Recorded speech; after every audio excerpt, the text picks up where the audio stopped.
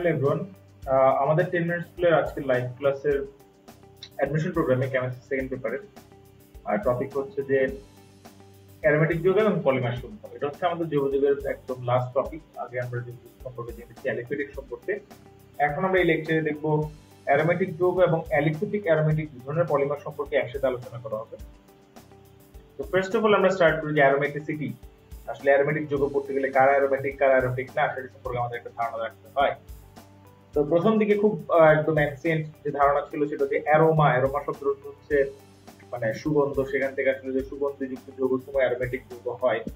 But পরবর্তীতে আস্তে আস্তে দেখা গেল যে না, দুর্গন্ধযুক্ত যৌগ অ্যারোমেটিক হইতে পারে। আবার একটা ধারণা ছিল এরকম যে বেনজিন বা বেনজিনের মতো যারা আছে তারাই হয়তো অ্যারোমেটিক হয়।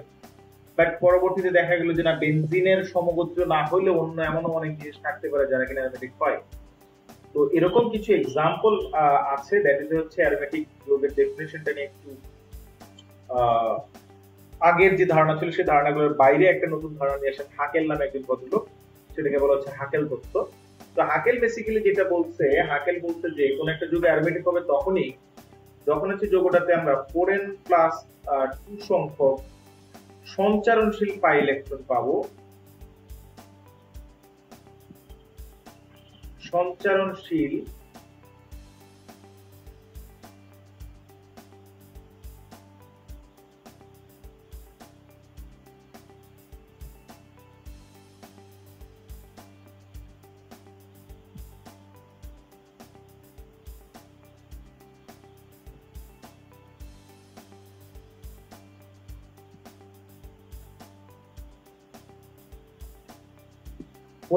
সংখ্যক সঞ্চারণশীল পাই ইলেকট্রন থাকবে, যেন যেন n ইকুয়াল হয় 0 হয় অথবা 1 হয় অথবা 2 হয় এন্ড সো অন, মানে 0 সহ যে কোনো ধনাত্মক পূর্ণ সংখ্যা হয়, তখন সেই যৌগটাকে আমরা অ্যারোমেটিক যৌগ বলতে পারবো। অ্যাজ ফর এক্সাম্পল আমরা যদি প্রথম ধাক্কায় ধরে নেই যে আমরা হচ্ছে বেনজিনের কথা যদি চিন্তা করি, আমরা জানি যে বেনজিন হচ্ছে পাই বন্ধন আছে 3টা। তো 3টা পাই বন্ধন মানে একটা পাই বন্ধন মানে হচ্ছে 1 pi bond, that means 2 electron. so ultimately 3 pi bond মানে আলটিমেটলি হচ্ছে আমি 6টা ইলেকট্রন পাচ্ছি। এখন এই ইলেকট্রনগুলো সঞ্চারণশীল কিনা সেটা আমাকে দেখতে হবে। সঞ্চারণশীলতা মানে বেসিক্যালি বোঝাচ্ছে রেজোনেন্স। তো আমরা জানি যে বেনজিনের প্রত্যেকটা যে কার্বন আছে, প্রত্যেকটা কার্বনের যে pz অরবিটাল ছিল, সেই pz অরবিটালটাই কিন্তু আলটিমেটলি তার পার্শ্ববর্তী কার্বনের সাথে একটা ডাবল বন্ড করছে, আসলে একটা প্যারালাল বা পাশাপাশি অধিগ্রহণের মাধ্যমে একটা ডাবল বন্ড করে। তো আসলে ডাবল বন্ডের ইলেকট্রনটা এই আমি যদি এটাকে ধরি সাপোজ এই যে এই দুইটা কার্বন থেকে ইলেকট্রনটা শিফট করে এই পরের কার্বনটাতে আসে, তাহলে এই যে এখানে এই কার্বন এবং এই কার্বনের মধ্যে যে ডাবল বন্ড আছে দুটো শিফট করে আবার পরেরটাতে আসবে, এটা আবার শিফট করে এখানে যাবে। আলটিমেটলি এই জায়গায় একটা রেজোনেন্স দেখা দিবে, ইলেকট্রনের ঘূর্ণন দেখা দিলে পরে ডাবল বন্ডগুলো একবার করে জায়গা পরিবর্তন। এটাকেই কিন্তু আমরা আসলে বেনজিন যখন লিখতে গিয়ে মাঝখানে একটা গোল্লা দিয়ে দিই, যে ডাবল বন্ডগুলো কন্টিনিউয়াসলি রোটেট করতে থাকে, সেটাকে আমরা এক্সপ্রেস করার জন্য মাঝখানে একটা গোল্লা দিই। এখন কথা হচ্ছে তাহলে এটা রেজোনেন্স আছে এখানে, কারণ এই পাই ইলেকট্রনগুলো সঞ্চারণশীল। তাহলে এখান থেকে আমি হিসাব করে বলতে পারি যে এই বেনজিনের জন্য আমার 4n+2 হচ্ছে 6, তাহলে n এর ভ্যালু পাচ্ছি আমি 1। কারণ এখানে n এর ভ্যালু 1 পেলাম 4n+2 6 থেকে, এবং এটা হচ্ছে আমার এই হাকেলের যে রুল সেটাকে মানছে, তার মানে এটা হচ্ছে অ্যারোমেটিক যৌগ হবে। এখন আমরা যদি একটা জিনিস বলি যে বেনজিনের প্রতিটা কার্বনে একটা করে হাইড্রোজেন থাকে, সেটা আমরা উজ্জ্বল আর কি দেখাই না। তো এখন এই একটা হাইড্রোজেনকে যদি প্রতিস্থাপন করে একটা গ্রুপ আসে, সেই গ্রুপটার রেসপেক্টে এই যে বেনজিন যৌগটা আসে সেটা কি হলো, গ্রুপের রেসপেক্টে এটাকে আমি 1 নাম্বার কার্বন বলবো, এটাকে 2 নাম্বার, এটা 3 নাম্বার, এটা 4 নাম্বার, এটা 5, এটা 6 নাম্বার হবে। এখন এই গ্রুপ আসার পরেও কিন্তু বেনজিনে দেখো 4n+2 সংখ্যক যদি ইলেকট্রন আমি ধরতে যাই, তাহলে এখানে হিসাব করে দেখছি যে আগের মতোই কিন্তু দেখো গোলা রয়ে গেছে, তার মানে 3টা পাই বন্ড অলরেডি এক্সিস্ট করে। তার মানে এখানে আমি ধরতে পারি 4+2 = 6, তার মানে n = 1। তার মানে বেনজিন এবং বেনজিনের জাতক সবাই কিন্তু অ্যারোমেটিক এবং এখানে রেজোনেন্স কাজ করে। এরকম আরো কিছু এক্সাম্পল যদি আমরা নিতে যাই, সাপোজ যদি আমি এরকম একটা এক্সাম্পল নিলাম, এটা হচ্ছে একটা 4 কার্বন বিশিষ্ট একটা সাইক্লিক যৌগ। তো 4 কার্বন বিশিষ্ট সাইক্লিক যৌগটাকে আমি কি বলতে পারি, সাইক্লোবিউটেন। যেহেতু এটার মধ্যে কোনো পাই বন্ড নাই, তো পাই ইলেকট্রনও নাই, সঞ্চারণশীলতার প্রশ্নই আসছে না, তাহলে এক্ষেত্রে এটার ক্ষেত্রে আমি 4n+3 পাই ধরার কোনো প্রশ্নই আসে না। বাট আমি যদি এখানে একটা ডাবল বন্ড দিয়ে দিই, তাহলে এখানে কিন্তু আমি 4n+2 সমান ধরতে পারছি যে পাই বন্ড আছে একটা, তাহলে মোট ইলেকট্রন 2টা, তাহলে এখান থেকে আমি ধরতে পারি n = হচ্ছে কত n ইকুয়াল হচ্ছে এখান থেকে 0। তাহলে এটা কিন্তু অ্যারোমেটিক হওয়ার কথা। বাট এখানে কিন্তু একটা জিনিস ঘটছে, এখানে হচ্ছে যে ইলেকট্রনের রেজোনেন্স পসিবল না। কেন পসিবল না? আসলে রেজোনেন্স তখনই পসিবল যখন হচ্ছে কনজুগেট ডাবল বন্ড থাকবে। Conjugate double bond, conjugate double বন্ডটা আসলে কি জিনিস একটু পরে আমাদের এটা আবার কাজে লাগবে। Conjugate double bond, conjugate double bond ব্যাপারটা এরকম যে একটা সিঙ্গেল বন্ড থাকবে, ডাবল বন্ড, একটা সিঙ্গেল বন্ড দেন আবার ডাবল বন্ড। যেমন এখানে বেনজিনে দেখো যে একটা সিঙ্গেল বন্ড, তারপরে double bond, single bond, double bond, আবার সিঙ্গেল বন্ড, আবার ডাবল বন্ড, আবার সিঙ্গেল বন্ড। এই জায়গাতে দেখো এখানে কিন্তু একটা ডাবল বন্ডের পর একটা সিঙ্গেল বন্ড, তারপরে কিন্তু আবারও সিঙ্গেল বন্ড, তার মানে কনজুগেট ডাবল বন্ড নাই, সেখানে রেজোনেন্স পসিবল না, দ্যাট ইজ অ্যারোমেটিক না। তাহলে এখন তোমাদের মাথাতে এই জিনিসটা খেলবে যাচ্ছে, আমরা যদি একটা কাজ করি, আমি হচ্ছে এখানে দুইটা পাই বন্ড, তার মানে এখন তো কনজুগেট ডাবল বন্ড আছে, তাহলে এখন তো রেজোনেন্স পসিবল আছে, সঞ্চারণশীলতা পসিবল এই পাই ইলেকট্রনের। বাট 4n+2 কত আসছে দেখি, 4n+2 আসছে এখান থেকে 4, তাহলে n সমান আমরা কত পাবো? n সমান পাবো হাফ। তো হাফ কিন্তু আসলে কোনো ধনাত্মক পূর্ণ সংখ্যা না, কারণ এই যুগটা অ্যারোমেটিক না। তাহলে এই কনসেপ্ট থেকে আমরা যেটা বলতে পারছি যে n এর মান মিললেই অ্যারোমেটিক হবে না, রেজোনেন্স থাকা লাগবে। আবার শুধু রেজোনেন্স মিললেই অ্যারোমেটিক হবে না, এর মধ্যে কি থাকা লাগবে? n এর ভ্যালু মিলতে হবে। তো আলটিমেটলি এই জিনিসটা থেকে আমরা একটা আইডিয়া পেলাম এরকম যে রেজোনেন্সও থাকা লাগবে এবং n এর ভ্যালুও মিলতে হবে। তাছাড়া কিছু সংখ্যক বিশেষ ধরনের যৌগ আছে, সেই যৌগগুলো অ্যারোমেটিক হয়। অ্যাজ ফর এক্সাম্পল আমি যদি আরেকটা যৌগ, সাপোজ এরকম একটা যৌগের কথা বলি, ধরো যৌগটা হচ্ছে এরকম, এখানে নাইট্রোজেনের সাথে হাইড্রোজেনের একটা বন্ড আছে, হাইড্রোজেনের লোন পেয়ার আছে, আর এখানে হচ্ছে পাই বন্ড আছে দুইটা। এই যৌগের নাম হচ্ছে পাইরল বা পিরল। এখানে আমি যদি 4n+2 ক্যালকুলেট করি, তাহলে তোমরা সহজে চিন্তা করবে যে এখানে পাই ইলেকট্রন আছে দুইটা পাই বন্ড, তাহলে মোট ইলেকট্রন হবে 4। বাট আসলে এখানে কিন্তু 4 হবে না, হবে এখানে 6 হওয়ার পেছনে কারণ হচ্ছে এখানে নাইট্রোজেনের যে লোন পেয়ার আছে, লোন পেয়ারটাও এই যে পাই ইলেকট্রনগুলোর সাথে তাদের যে কনজুগেট ডাবল বন্ড থাকার ফলে, যেমন দেখো যে double bond, single bond, double bond, তো তাদের মধ্যে যে রেজোনেন্স কাজ করে, সেই রেজোনেন্স থেকে এক্সটেন্ড করার জন্য নাইট্রোজেনের যে লোন পেয়ার আছে সেটাও কিন্তু এই রেজোনেন্সের মধ্যে অংশগ্রহণ করে পুরা সাইকেলের মধ্যে মুভমেন্ট করে, কমপ্লিটলি ডিলোকালাইজড হয়ে যায়। সঞ্চারণশীলতা বলতে বোঝায় ডিলোকালাইজেশন অফ ইলেকট্রন। তাহলে এই দুটো ইলেকট্রন কিন্তু আমার এই সঞ্চারণশীলতাতে কাজে লাগবে। তাহলে এখানে 4n+2 সমান হবে 6, তাহলে n সমান আমরা পাবো 1। তাহলে এটা হচ্ছে একটা অ্যারোমেটিক যৌগ হবে, কারণ n এর ভ্যালু মিলছে এবং রেজোনেন্সও মিলছে। সিমিলার আরো কিছু যৌগ আছে, আমি যৌগগুলোর স্ট্রাকচার আঁকায় দিই। যেমন সেটা হচ্ছে যে এই যৌগটা, এটার নাম হচ্ছে ফিউরান। আরেকটা যৌগ আছে, সেখানে অক্সিজেনের জায়গায় সালফার থেকে সেটাকে বলবো থায়োকিন। এই ধরনের যৌগগুলো হচ্ছে অ্যারোমেটিক হয়, এটা অ্যারোমেটিক হয়। এবং সবচেয়ে একটা দারুণ এক্সাম্পল যেটা, সেটা হচ্ছে যে আসলে সেই এক্সাম্পলটা আমি দিয়ে দিই, সেটা পরীক্ষায় খুব বেশি পরিমাণে আসে, সেটার নাম সাইক্লোপ্রোপিলিনিয়াম আয়ন। আসলে আমি যদি আগে এটাকে স্টেপ বাই স্টেপ এক্সপ্লেন করার চেষ্টা করি আসলে, তাহলে হয়তো বুঝতে সুবিধা হবে। তো সেটা বোঝার সুবিধার্থে আমি হচ্ছে আগে সাইক্লোপ্রোপিন নিয়ে একটু আলোচনা করি। সাইক্লোপ্রোপিন ব্যাপারটা কি? সাইক্লোপ্রোপিন হচ্ছে যে এইটা সাইক্লোপ্রোপিন। তাহলে এখানে 4n+2 কত? এখানে 4n+2 হচ্ছে 2, n এর ভ্যালু কত আসছে? 0। বাট এখানে কিন্তু কনজুগেট ডাবল বন্ড নাই, না থাকার কারণে, বা এখানে রেজোনেন্স নাই, না থাকার কারণে এটাকে আমি অ্যারোমেটিক বলতে পারছি না। বাট আমি যদি এখন একটা জিনিস বলতাম, এখানে যে কার্বনটা আছে, কার্বনের কিন্তু দুইটা হাইড্রোজেন আছে এই জায়গায়, ঠিক আছে?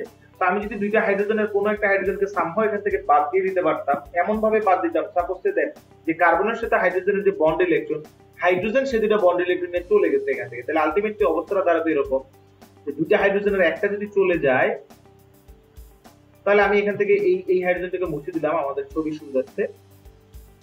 তাহলে এখানে ধরো একটা কার্বনটা প্লাস চার্জে চার্জিত হবে। এই কার্বনটা প্লাস চার্জে চার্জিত হওয়ার কারণে যে ঘটনাটা ঘটে আসলে, এই যে ডাবল বন্ডের ইলেকট্রন সেটা শিফট করে হয় বাম দিকে না হয় ডান দিকে, মানে এটাকে যদি আমি 1 নাম্বার কার্বন ধরি, এটাকে 2 নাম্বার বলি, এটাকে 3 নাম্বার বলি, তাহলে যে ঘটনাটা ঘটবে, এখন ডাবল বন্ড আছে 1 আর 2 এর মাঝখানে, তাহলে ডাবল বন্ডের ইলেকট্রনটা 3 নাম্বার কার্বনে প্লাস থাকার কারণে হয় 1 আর 3 এর মাঝখানে শিফট করবে, অথবা 2 আর 3 এর মাঝখানে শিফট করবে। তো ধরলাম 1 আর 3 এর মাঝখানে শিফট করছে, তাহলে আলটিমেটলি অবস্থাটা দাঁড়াবে কিরকম যে 1 আর 3 এর মাঝখানে শিফট করে, মানে 1 আর 3 এর মধ্যে ডাবল বন্ড হচ্ছে, তখন 2 হয়ে যাবে প্লাস।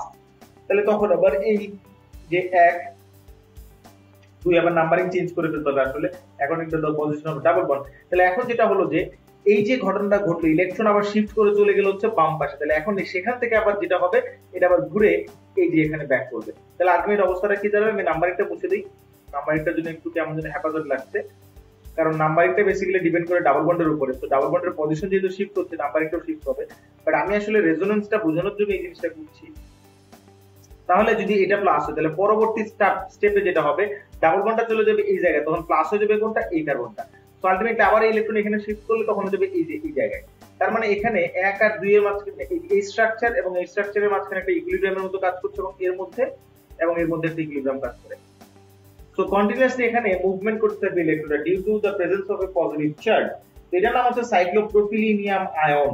এবং এখানে দেখা যাচ্ছে যে একটা কার্বন প্লাস হওয়ার কারণে এবং একটা ডাবল বন্ড থাকার পরেও কনজুগেট ডাবল বন্ড নাই, বাট তারপরেও কিন্তু এটা আলটিমেটলি অ্যারোমেটিক হিসেবে কাজ করছে।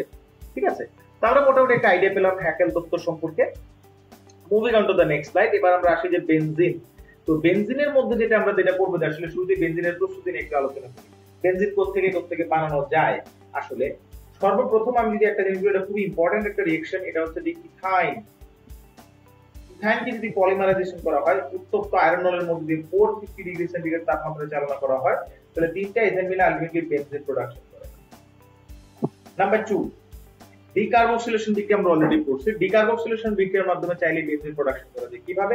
আমি চাচ্ছি বেনজিন, তাহলে আমি যেটা করব, বেনজিনে যে পরিমাণ কার্বন আছে তার থেকে এক কার্বন বেশি বিশিষ্ট একটা লবণ নিব। যেমন দেখো বেনজিনের সাথে এক কার্বন বেশি বিশিষ্ট একটা কার্বক্সিলিক অ্যাসিড লবণ নিলাম। এবার আমি এটাকে যেটা করব, সোডিয়াম হাইড্রোক্সাইডের সাথে বিক্রিয়া করব in presence of calcium oxide, মানে সোডা লাইমের উপস্থিতিতে বিক্রিয়া করব। তাহলে সোডিয়াম অক্সাইডের NaO আর এখানকার COO এরা মিলে বানাবে হচ্ছে সোডিয়াম কার্বনেট, আর এখান থেকে আলটিমেটলি বেনজিন উৎপন্ন হবে।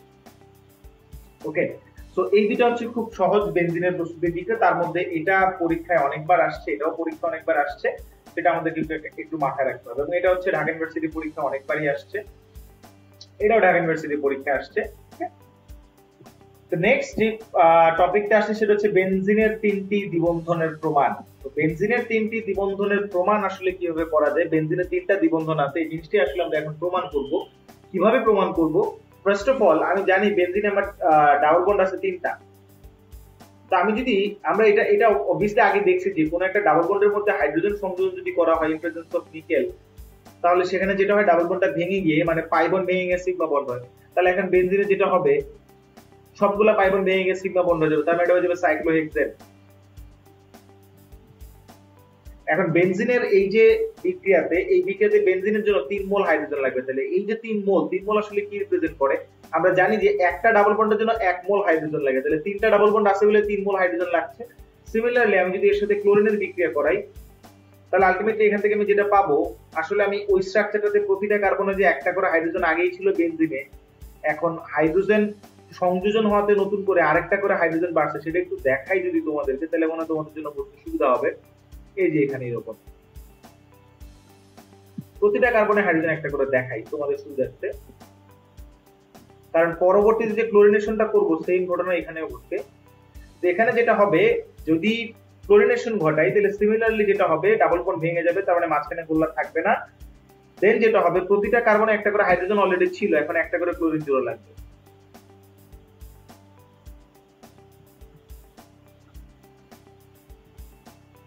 এই যে একটা করে হাইড্রোজেন একটা করে ক্লোরিন থাকবে, এটার নাম হচ্ছে গ্যামাক্সিন বা লিন্ডেন। এই গ্যামাক্সিন বা লিন্ডেন কিন্তু এটা হচ্ছে যে একটা জীবাণুনাশক হিসেবে ব্যবহার করা হয়ে থাকে। তো আমরা এখন যেটা দেখবো last but not the least, এখানেও কিন্তু সিমিলারলি আসলে 3 মোল ক্লোরিন লাগে, সেখান থেকে আমরা হিসাব করে বলি যে আসলে এখানে 3টা দ্বিবন্ধন আছে।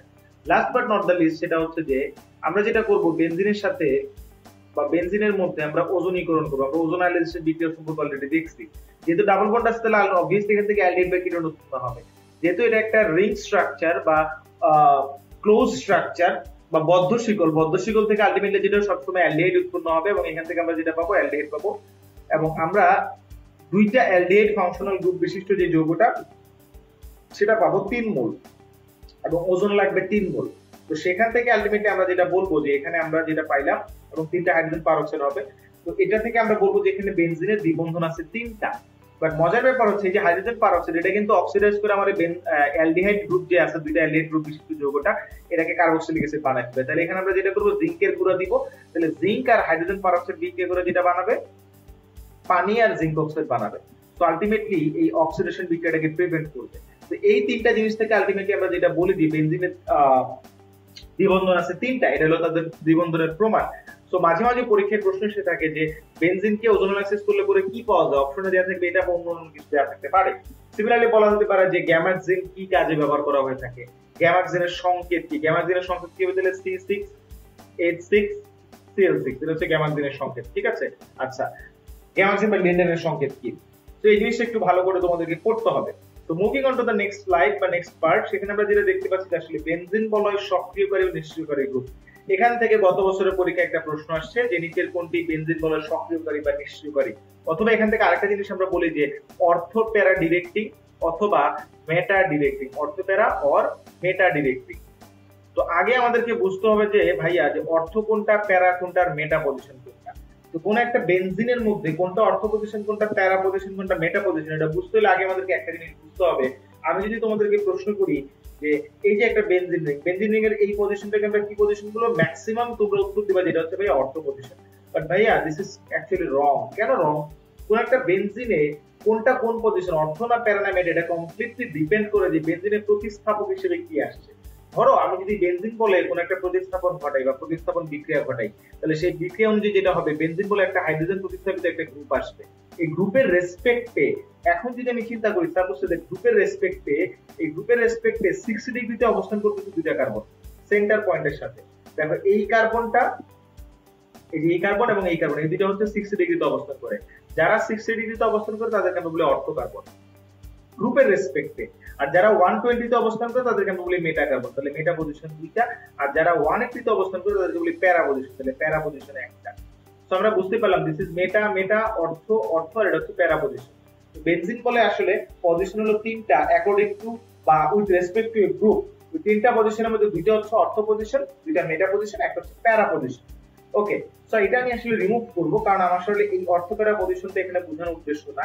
আমি আসলে তোমাদেরকে যেটা বোঝাতে চাচ্ছি সেটা হচ্ছে বেনজিন বলে কোন একটা গ্রুপ যদি আসে বা একটা প্রতিস্থাপক আসে, ওই প্রতিস্থাপকটা আসলে পরে আলটিমেটলি বেনজিন বলে সক্রিয়তা বাড়তেও পারে আবার সক্রিয়তা কমতেও পারে। তো এখন ধরো সাপোজ দ্যাট আমি যদি কোনো একটা গ্রুপের কথা বলি, সাপোজ একটা বেনজিনে একটা গ্রুপ আসছে, সেই গ্রুপটা হচ্ছে আমি জি দিয়ে প্রকাশ করলাম, জি। এখন যদি এই ঘটনা এরকম ঘটে যে গ্রুপটা বেনজিন বলের দিকে ইলেকট্রন দেয়, গ্রুপটা যদি আমার বলের দিকে ইলেকট্রন দেয়, তাহলে আমরা সেটাকে বলি সক্রিয়কারী গ্রুপ। আর এই গ্রুপটা যদি হচ্ছে বেনজিন বলের দিকে ইলেকট্রন নিজের দিকে পুল করে বা টেনে নেয়, সেটাকে আমরা বলি নিষ্ক্রিয়কারী গ্রুপ। তাহলে এখন আমাকে ফাইন্ড আউট করতে হবে আসলে যে কে দেয় আর কে নেয়। এখন একটা জিনিস মাথায় রাখতে হবে, যেমন ধরো আমি যদি এখানে NH2 কথা বলি, যে NH2 এটা যখন বেনজিনের সংযুক্ত অবস্থায় আছে, নাইট্রোজেন তার লোন পেয়ার দিয়ে বেনজিন বলের সাথে যে কার্বন আছে এক নাম্বার কার্বন, কার্বনের সাথে একটা ডাবল বন্ড করতে চায়। তার মানে এই নাইট্রোজেন তার লোন পেয়ার দিয়ে বেনজিন বলের দিকে ইলেকট্রন দিচ্ছে, দিচ্ছে মানে সক্রিয়কারী গ্রুপ। সিমিলারলি হাইড্রোক্সিল গ্রুপ যদি থাকে, এটাও হচ্ছে বেনজিন বলে ইলেকট্রন দেয়, যেমন দেখো লোন পেয়ার আছে, লোন পেয়ার আছে, সেই ইলেকট্রন ডোনেট করতে পারবে। এই যে দিচ্ছে, দেয়ার টেন্ডেন্সি থাকার কারণে এটাকে আমরা বলছি সক্রিয়কারী গ্রুপ। আর যখনই কোন একটা NH2 গ্রুপ বা OH গ্রুপ অথবা এখানে যারা যারা আছে, যেমন এখানে NH3COC আছে, অ্যালকাইল গ্রুপ আছে, অ্যালকাইল গ্রুপের ধনাত্মক আবেশ ধর্ম আছে আমরা জানি। তার মানে এই ধর্মগুলোকে আসলে আমরা বলতে পারি পজিটিভ ইন্ডাকটিভ ইফেক্ট, মানে যে কার্বনের দিকে ইলেকট্রন আসছে, যে কার্বনের দিকে ইলেকট্রন যায়, সেটাকে আমরা পজিটিভ ইন্ডাকটিভ ইফেক্ট বলি। সো পজিটিভ ইন্ডাকটিভ ইফেক্টের জন্য যে ঘটনাটা ঘটছে এখানে, বেনজিন বলের দিকে ওই গ্রুপগুলো ইলেকট্রন ডোনেট করতে, যেমন এখানে অ্যালকোক্সি গ্রুপ আছে, অ্যালকোক্সি গ্রুপ ডোনেট করতে পারে। সিমিলারলি এখানে NH3COC গ্রুপ ডোনেট করতে পারে। আচ্ছা, তো এখানে এই জিনিসটা মাথায় রাখবে, এটা হচ্ছে মৃদু অর্থপ্যারা নির্দেশী গ্রুপ। কেন মৃদু অর্থপ্যারা নির্দেশী গ্রুপ সেটা আমি পরে বলছি। ঘটনা যেটা হয়, যখন এই গ্রুপগুলা NH2OH বা OR বা অ্যালকাইল গ্রুপগুলা বেনজিন বলে এরকম করে ইলেকট্রন ডোনেট করে ডাবল বন্ড করার টেন্ডেন্সি দেখায়, তখন যে ঘটনাটা ঘটে, অর্থ পজিশন, এই অর্থ পজিশন এবং প্যারা পজিশনে ইলেকট্রনের ডেনসিটি বেড়ে যায়, ইলেকট্রনের ঘনত্ব বেড়ে যায়। তো যেহেতু ঘনত্ব বেড়ে যায়, ঘনত্ব বেড়ে যাওয়ার কারণে সাপোজ দ্যাট এই গ্রুপ বিশিষ্ট যে যৌগটা, এই যৌগটাতে আরেকটা ইলেকট্রোফাইল আসবে। এখন এই গ্রুপটা যদি অর্থ পজিশন প্যারা পজিশনে ইলেকট্রনের ঘনত্ব বাড়ায়, তাহলে ইলেকট্রোফাইলটা আলটিমেটলি এই অর্থ পজিশন, এই প্যারা পজিশন এবং এই অর্থ পজিশনে আকৃষ্ট হবে। দ্যাট ইজ আমরা বলি যে যদি কোনো গ্রুপ বেনজিন বলে ইলেকট্রন দেয়, তাহলে সে হচ্ছে বেসিক্যালি অর্থ প্যারা ডিরেক্টিং। তাহলে অর্থ প্যারা ডিরেক্টিং মানে হচ্ছে সক্রিয়কারী গ্রুপ। এখন আসে নিষ্ক্রিয়কারী গ্রুপ, মানে কি সে অবশ্যই মেটা ডিরেক্টিং হবে। তার মানে কি নিষ্ক্রিয়কারী গ্রুপটা মেটা পজিশনে ইলেকট্রনের ডেনসিটি বাড়াবে। এখন নিষ্ক্রিয়কারী গ্রুপ কি করে নিষ্ক্রিয় করে বেনজিন বলয়কে? ধরো আমি বেনজিনে যদি ডাবল বন্ডের ছবি আঁকি, এরকম করে যে double bond double bond double bond, এখানে ধরো একটা অ্যালডিহাইড গ্রুপ আছে, কার্বন অক্সিজেন ডাবল বন্ড, এখানে একটা হাইড্রোজেন আছে। তো অ্যালডিহাইড গ্রুপ থাকার কারণে ঘটনা যেটা হয় যে কার্বন অক্সিজেন ডাবল বন্ডে অক্সিজেন ইজ মোর ইলেকট্রোনেগেটিভ। আমরা এই জিনিসটা অ্যালডিহাইড এবং কিটোন পড়ার সময় পড়ছি যে কার্বন ইলেকট্রনের বন্ড ইলেকট্রন ওই অক্সিজেন নিজের দিকে টানে, টানার কারণে যেটা হয় কার্বন বেনজিন বলয় থেকে ইলেকট্রন নিজের দিকে টানবে, তার তো ইলেকট্রন কমে যাবে, দ্যাট ইজ ইট। তো এই যে বেনজিন বলয়ের থেকে ইলেকট্রন কার্বন নিজের দিকে নিচ্ছে, দ্যাট ইজ যেটা হবে সে মেটা পজিশন ইলেকট্রন ডেনসিটি বেড়ে যাবে। তো এটার জন্য আমরা যেটা বলি এটা বলি মেটা ডিরেক্টিং। এবং বেনজিন বলয় থেকে ইলেকট্রন নিয়ে নেওয়ার মানে বেনজিন বলয়কে সে নিষ্ক্রিয় করে দিচ্ছে। এটা বোঝার জন্য একটা দারুণ একটা টেকনিক আছে, টেকনিক থেকে আমরা বলি কনজুগেট ডাবল বন্ড, যেটা আমি একটু তোমাদেরকে বুঝিয়েছি কনজুগেট ডাবল বন্ড কি জিনিস। যেমন দেখো এখানে কার্বনের সাথে কার্বনের এখানে ডাবল বন্ড ছিল, তারপর একটা সিঙ্গেল বন্ড, তারপর আবার একটা ডাবল বন্ড ছিল। আমি যদি সিমিলারলি এখানে কার্বক্সিলিক অ্যাসিডের কথা বলি, ধরো কার্বন অক্সিজেন ডাবল বন্ড, এখানে একটা OH, বেনজিন রিং আছে। তো দেখো ডাবল বন্ড, সিঙ্গেল বন্ড, আবার একটা ডাবল বন্ড, তো কনজুগেট ডাবল বন্ড আছে, তার মানে এটা মেটা ডিরেক্টিং হবে। সিমিলারলি নাইট্রো, সায়ানাইড এরা হচ্ছে মেটা ডিরেক্টিং। বাট এখানে যে CCl3 আছে বেনজিনের সাথে, সব এই যে দেখো carbon, chlorine, chlorine, chlorine, benzene, double bond, sorry এটা গোলা দিয়ে সুবিধার্থে। তাহলে এখন এটা কি করে হয়? এখানে তো কোনো কনজুগেট ডাবল বন্ড নাই, কারণ এখানে একটা ডাবল বন্ড ছিল। আমি আচ্ছা ডাবল বন্ড দিয়ে আবার দেখাই, তারপর আবার ক্লিয়ার করবো। ধরো এখানে ডাবল বন্ড ছিল, কিন্তু বাইরে তো কোনো ডাবল বন্ড নাই যে কনজুগেট ডাবল বন্ড হওয়ার মতো ডাবল বন্ড। ওকে, যেহেতু নাই, তো আলটিমেটলি আমি এখান থেকে কি বলতে পারি এটাকে, যে ডাবল বন্ড, সিঙ্গেল বন্ড, ও মা ডাবল বন্ড তো দেখছি না। তাহলে এটা কি করে মেটা ডিরেক্টিং হয়? আসল ঘটনা যেটা হচ্ছে যে কার্বন এবং ক্লোরিনের মধ্যে ক্লোরিন ইজ মোর ইলেকট্রোনেগেটিভ, তাহলে ক্লোরিন কার্বনের ক্লোরিনের ইলেকট্রনের বন্ধন, মানে বন্ধন ইলেকট্রন নিজের দিকে টানবে। তাহলে কার্বন ক্লোরিনের বন্ধন ইলেকট্রন যদি নিজের দিকে টানে, তাহলে আলটিমেটলি যে ঘটনাটা ঘটবে, কার্বন হচ্ছে পজিটিভ হয়ে যাবে, তখন কার্বন বেনজিন থেকে ইলেকট্রন টানা শুরু করবে। এটাকে আসলে CC3 লেখা আছে, লেখা হচ্ছিল যে CH3, এটা আরেকটু মানে প্রেফারেবল আর কি। তো এটা হবে CH3। এখানে যদি কার্বনের সাথে ক্লোরিন না থেকে ব্রোমিন থাকতো, সেটাও এই ধরনের ঘটনা ঘটাইতো। আয়রন থাকলে মোটামুটি এই ধরনের ঘটনা ঘটাইতো। তো মোটামুটি আমরা বুঝতে পারলাম যে কারা সক্রিয়কারী গ্রুপ, কারা নিষ্ক্রিয়কারী গ্রুপ, কে অর্থোপ্যারা ডিরেক্টিং, কে মেটা ডিরেক্টিং। তাহলে যারা সক্রিয়কারী গ্রুপ তারা অর্থোপ্যারা ডিরেক্টিং, আর যারা হচ্ছে নিষ্ক্রিয়কারী গ্রুপ তারা হচ্ছে মেটা ডিরেক্টিং। নেক্সট স্লাইডে যেটা আমরা দেখতে পাচ্ছি সেটাকে আমরা বলি ইলেকট্রোফিলিক প্রতিস্থাপন বিক্রিয়া। আসলে ইলেকট্রোফিলিক প্রতিস্থাপন বিক্রিয়া যে ঘটনাটা ঘটে, আমি একদম সিম্পল একটা মেকানিজমের কথা তোমাদেরকে বলি। বেনজিনের ডাবল বন্ড আমি আর দেখাবো না, খুব শর্টে দেখানোর চেষ্টা করবো। তাহলে একটা ইলেকট্রোফাইল যদি আসে বেনজিন বলে, তাহলে যে ঘটনাটা ঘটবে, ইলেকট্রোফাইল বেনজিনের কোনো একটা কার্বন আর হাইড্রোজেনকে রিপ্লেস করবে, করে গিয়ে সেই জায়গায় দখল করবে প্লাস H প্লাস। তাহলে যদি সেই জায়গাটা দখল করে আলটিমেটলি, তাহলে কি ঘটনাটা ঘটবে? ধরো ইলেকট্রোফাইলটা যেটা করছে, আমি যদি একদম একটা মেকানিজম দেখানোর চেষ্টা করি তোমাদের বোঝার সুবিধার্থে, শর্টকাটে একটা মেকানিজম দেখাবো। এখানে একটা প্রোটন ছিল, এখানে একটা ইলেকট্রোফাইল আসছে। তাহলে ইলেকট্রোফাইলটা যেটা করবে, এই ডাবল বন্ডের ইলেকট্রন, সাপোজ এই ডাবল বন্ডের ইলেকট্রনটা ইলেকট্রোফাইলকে আমরা দিলাম, তাহলে যে ঘটনাটা ঘটবে আলটিমেটলি, H ইলেকট্রোফাইল এই জায়গায় চলে আসবে। তার মানে এই এক নাম্বার কার্বনের সাথে ইলেকট্রোফাইল বন্ড করার চেষ্টা করবে। তাহলে এই যে ডাবল বন্ডের ইলেকট্রন যদি ইলেকট্রোফাইলকে দিয়ে দেওয়া হয়, তাহলে এই কার্বনটা প্লাস হয়ে যায়, এখানে ডাবল বন্ড ডাবল বন্ড। তো এই কার্বনটা প্লাস কমানোর জন্য এই যে 2, 3 এবং 4 এর মধ্যে ডাবল বন্ডের ইলেকট্রন, সেটা হচ্ছে এখন 2, 1 আর 2 এর মধ্যে চলে আসবে। তাহলে এই যে সরি 2 আর 3 এর মাঝখানে চলে আসবে। তখন যেটা হবে, এই পজিটিভে দেখবে এই কার্বনটা প্লাস হয়ে যাবে, যে 4 নাম্বার কার্বনটা, তখন এটা আবার এখানে শিফট করবে। তো আলটিমেটলি যে ঘটনাটা ঘটবে, একবার 2 নাম্বারটা প্লাস হবে, তারপরে 4 নাম্বার, যদি এই ডাবল বন্ড এখানে শিফট হয়, তাহলে 6 নাম্বারটা প্লাস হবে। তো মোরওভার আমি যদি এখানে পুরো জিনিসটাকে একসাথে দেখাই, তাহলে যেটা দেখাতে পারি এখানে, সেটা হচ্ছে যে খুব সুন্দর করে এখানে আমি শর্টে দেখাই দিলে তোমাদেরকে, সেটা যেটা হইতে পারে, এখানে যে ঘটনাটা ঘটবে আসলে, এখানে ডাবল বন্ড আছে, সেই ডাবল বন্ডটা নাই হয়ে যাবে। তো আলটিমেটলি যেটা হবে যে এই এটাকে এভাবে করে দেখানো, এটা বলে সিগমা কমপ্লেক্স। এখানে যে ঘটনাটা ঘটে, যে 2, 4 এবং 6 এই প্রতিটা কার্বন এখানে প্লাস চার্জ বিশিষ্ট হয়।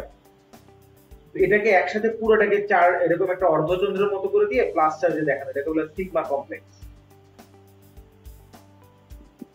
তো যখন এই ঘটনাটা ঘটে, তখন আলটিমেটলি হাইড্রোজেনের ইলেকট্রনটা বেনজিন রিং নিজের দিকে রেখে দিয়ে এখান থেকে হাইড্রোজেনটাকে রিমুভ করে দেয়, করে দিয়ে ইলেকট্রোফাইলের সাথে তার একটা বন্ড হয়ে যায়, এবং ডাবল বন্ডগুলো একবার করে জায়গা পরিবর্তন করে। তো বেনজিনের ইলেকট্রোফিলিক প্রতিস্থাপন মানে কোন একটা ইলেকট্রোফাইল এসে বেনজিন থেকে যেটা করলো, একটা প্রোটনকে ইলেকট্রোফাইলে, মানে একটা প্রোটনকে H+ মানে হাইড্রোজেনকে H+ আকারে বের করে দিল। তো এই যে ইলেকট্রোফাইল এসে প্রতিস্থাপন ঘটালো, তো এই বিক্রিয়ার নাম ইলেকট্রোফিলিক প্রতিস্থাপন বিক্রিয়া। তো এখন এই ইলেকট্রোফিলিক প্রতিস্থাপন বিক্রিয়া বেনজিনের 5 ধরনের হয়। তো 5 ধরনের যে হয়, এই যে 5 ধরনের ইলেকট্রোফিলিক প্রতিস্থাপন বিক্রিয়াগুলোতে কি হয় আসলে? 5 ধরনের ইলেকট্রোফিলিক প্রতিস্থাপন বিক্রিয়াতে 5টা ভিন্ন ভিন্ন ইলেকট্রোফাইল এসে বেনজিন থেকে একটা করে হাইড্রোজেনকে রিপ্লেস করে। তো আমি আসলে এখন যদি তোমাদেরকে এই জিনিসটা বুঝাইতে পারি, যে এই যে 5টা ভিন্ন ভিন্ন ইলেকট্রোফাইল, এই 5টা ভিন্ন ভিন্ন ইলেকট্রোফাইলের উপরে ভিত্তি করে বিক্রিয়ার নামও 5টা ভিন্ন ভিন্ন। তো সেই হিসাবে আমরা যেটা করব, আসলে এই 5টা ইলেকট্রোফিলিক প্রতিস্থাপন বিক্রিয়া এখন একটু দেখার চেষ্টা করব। আমি আগে তোমাদেরকে ইলেকট্রোফাইল গুলো সম্পর্কে একটু ধারণা দিই। প্রথম ইলেকট্রোফিলিক বিক্রিয়াটার কথা যদি আমি বলেছি, ধরো হ্যালোজেনের সাথে, এখানে ইলেকট্রোফাইলটা হচ্ছে X+, হ্যালোজেন প্লাস। তো ইলেকট্রোফাইলের সোর্স কি? সোর্সটা কি আসলে? আমি সোর্স যদি লিখি এখানে, এটা হচ্ছে ইলেকট্রোফাইল সোর্স, আর এখানে আমি লিখবো রিঅ্যাকশনের প্রোডাক্ট। তো ইলেকট্রোফাইলের সোর্সটা কি হবে? ইলেকট্রোফাইলের সোর্সটা হবে যে আয়রন হ্যালাইড এবং হ্যালাইড। এখানে আয়রন হ্যালাইডটা হচ্ছে ক্যাটালিস্ট হিসেবে কাজ করবে, আর হ্যালোজেনটা হচ্ছে রিঅ্যাক্ট্যান্ট হিসেবে কাজ করবে। প্রোডাক্ট হিসেবে কি পাবো আমরা? ওই যে বেনজিনের একটা হাইড্রোজেনকে প্রতিস্থাপন করে দিবে হ্যালোজেন। দেন আমি যদি বলি ধরো যে নাইট্রেশন, নাইট্রেশনে যেটা হয় নাইট্রো গ্রুপটা যে বেনজিন বলে থেকে একটা করে হাইড্রোজেনকে সরায় দেয়, তাহলে নাইট্রো গ্রুপ কোথা থেকে আসবে? নাইট্রিক অ্যাসিড আর সালফিউরিক অ্যাসিড থেকে আসবে। তো আমি যেটা করব এখানে যার নিচে ডাবল দাগ দিব সেটা হচ্ছে ক্যাটালিস্ট হিসেবে কাজ করবে, তাহলে এখানে এটা হচ্ছে ক্যাটালিস্ট। তো নাইট্রেশনে যেটা হবে নাইট্রোবেনজিন উৎপন্ন হবে। ওকে, এবার আমি যদি বলি আরেকটার কথা, আসলে নাইট্রোটা হচ্ছে নাইট্রিক অ্যাসিড আর সালফিউরিক অ্যাসিড থেকে আসে। সালফোনেশন,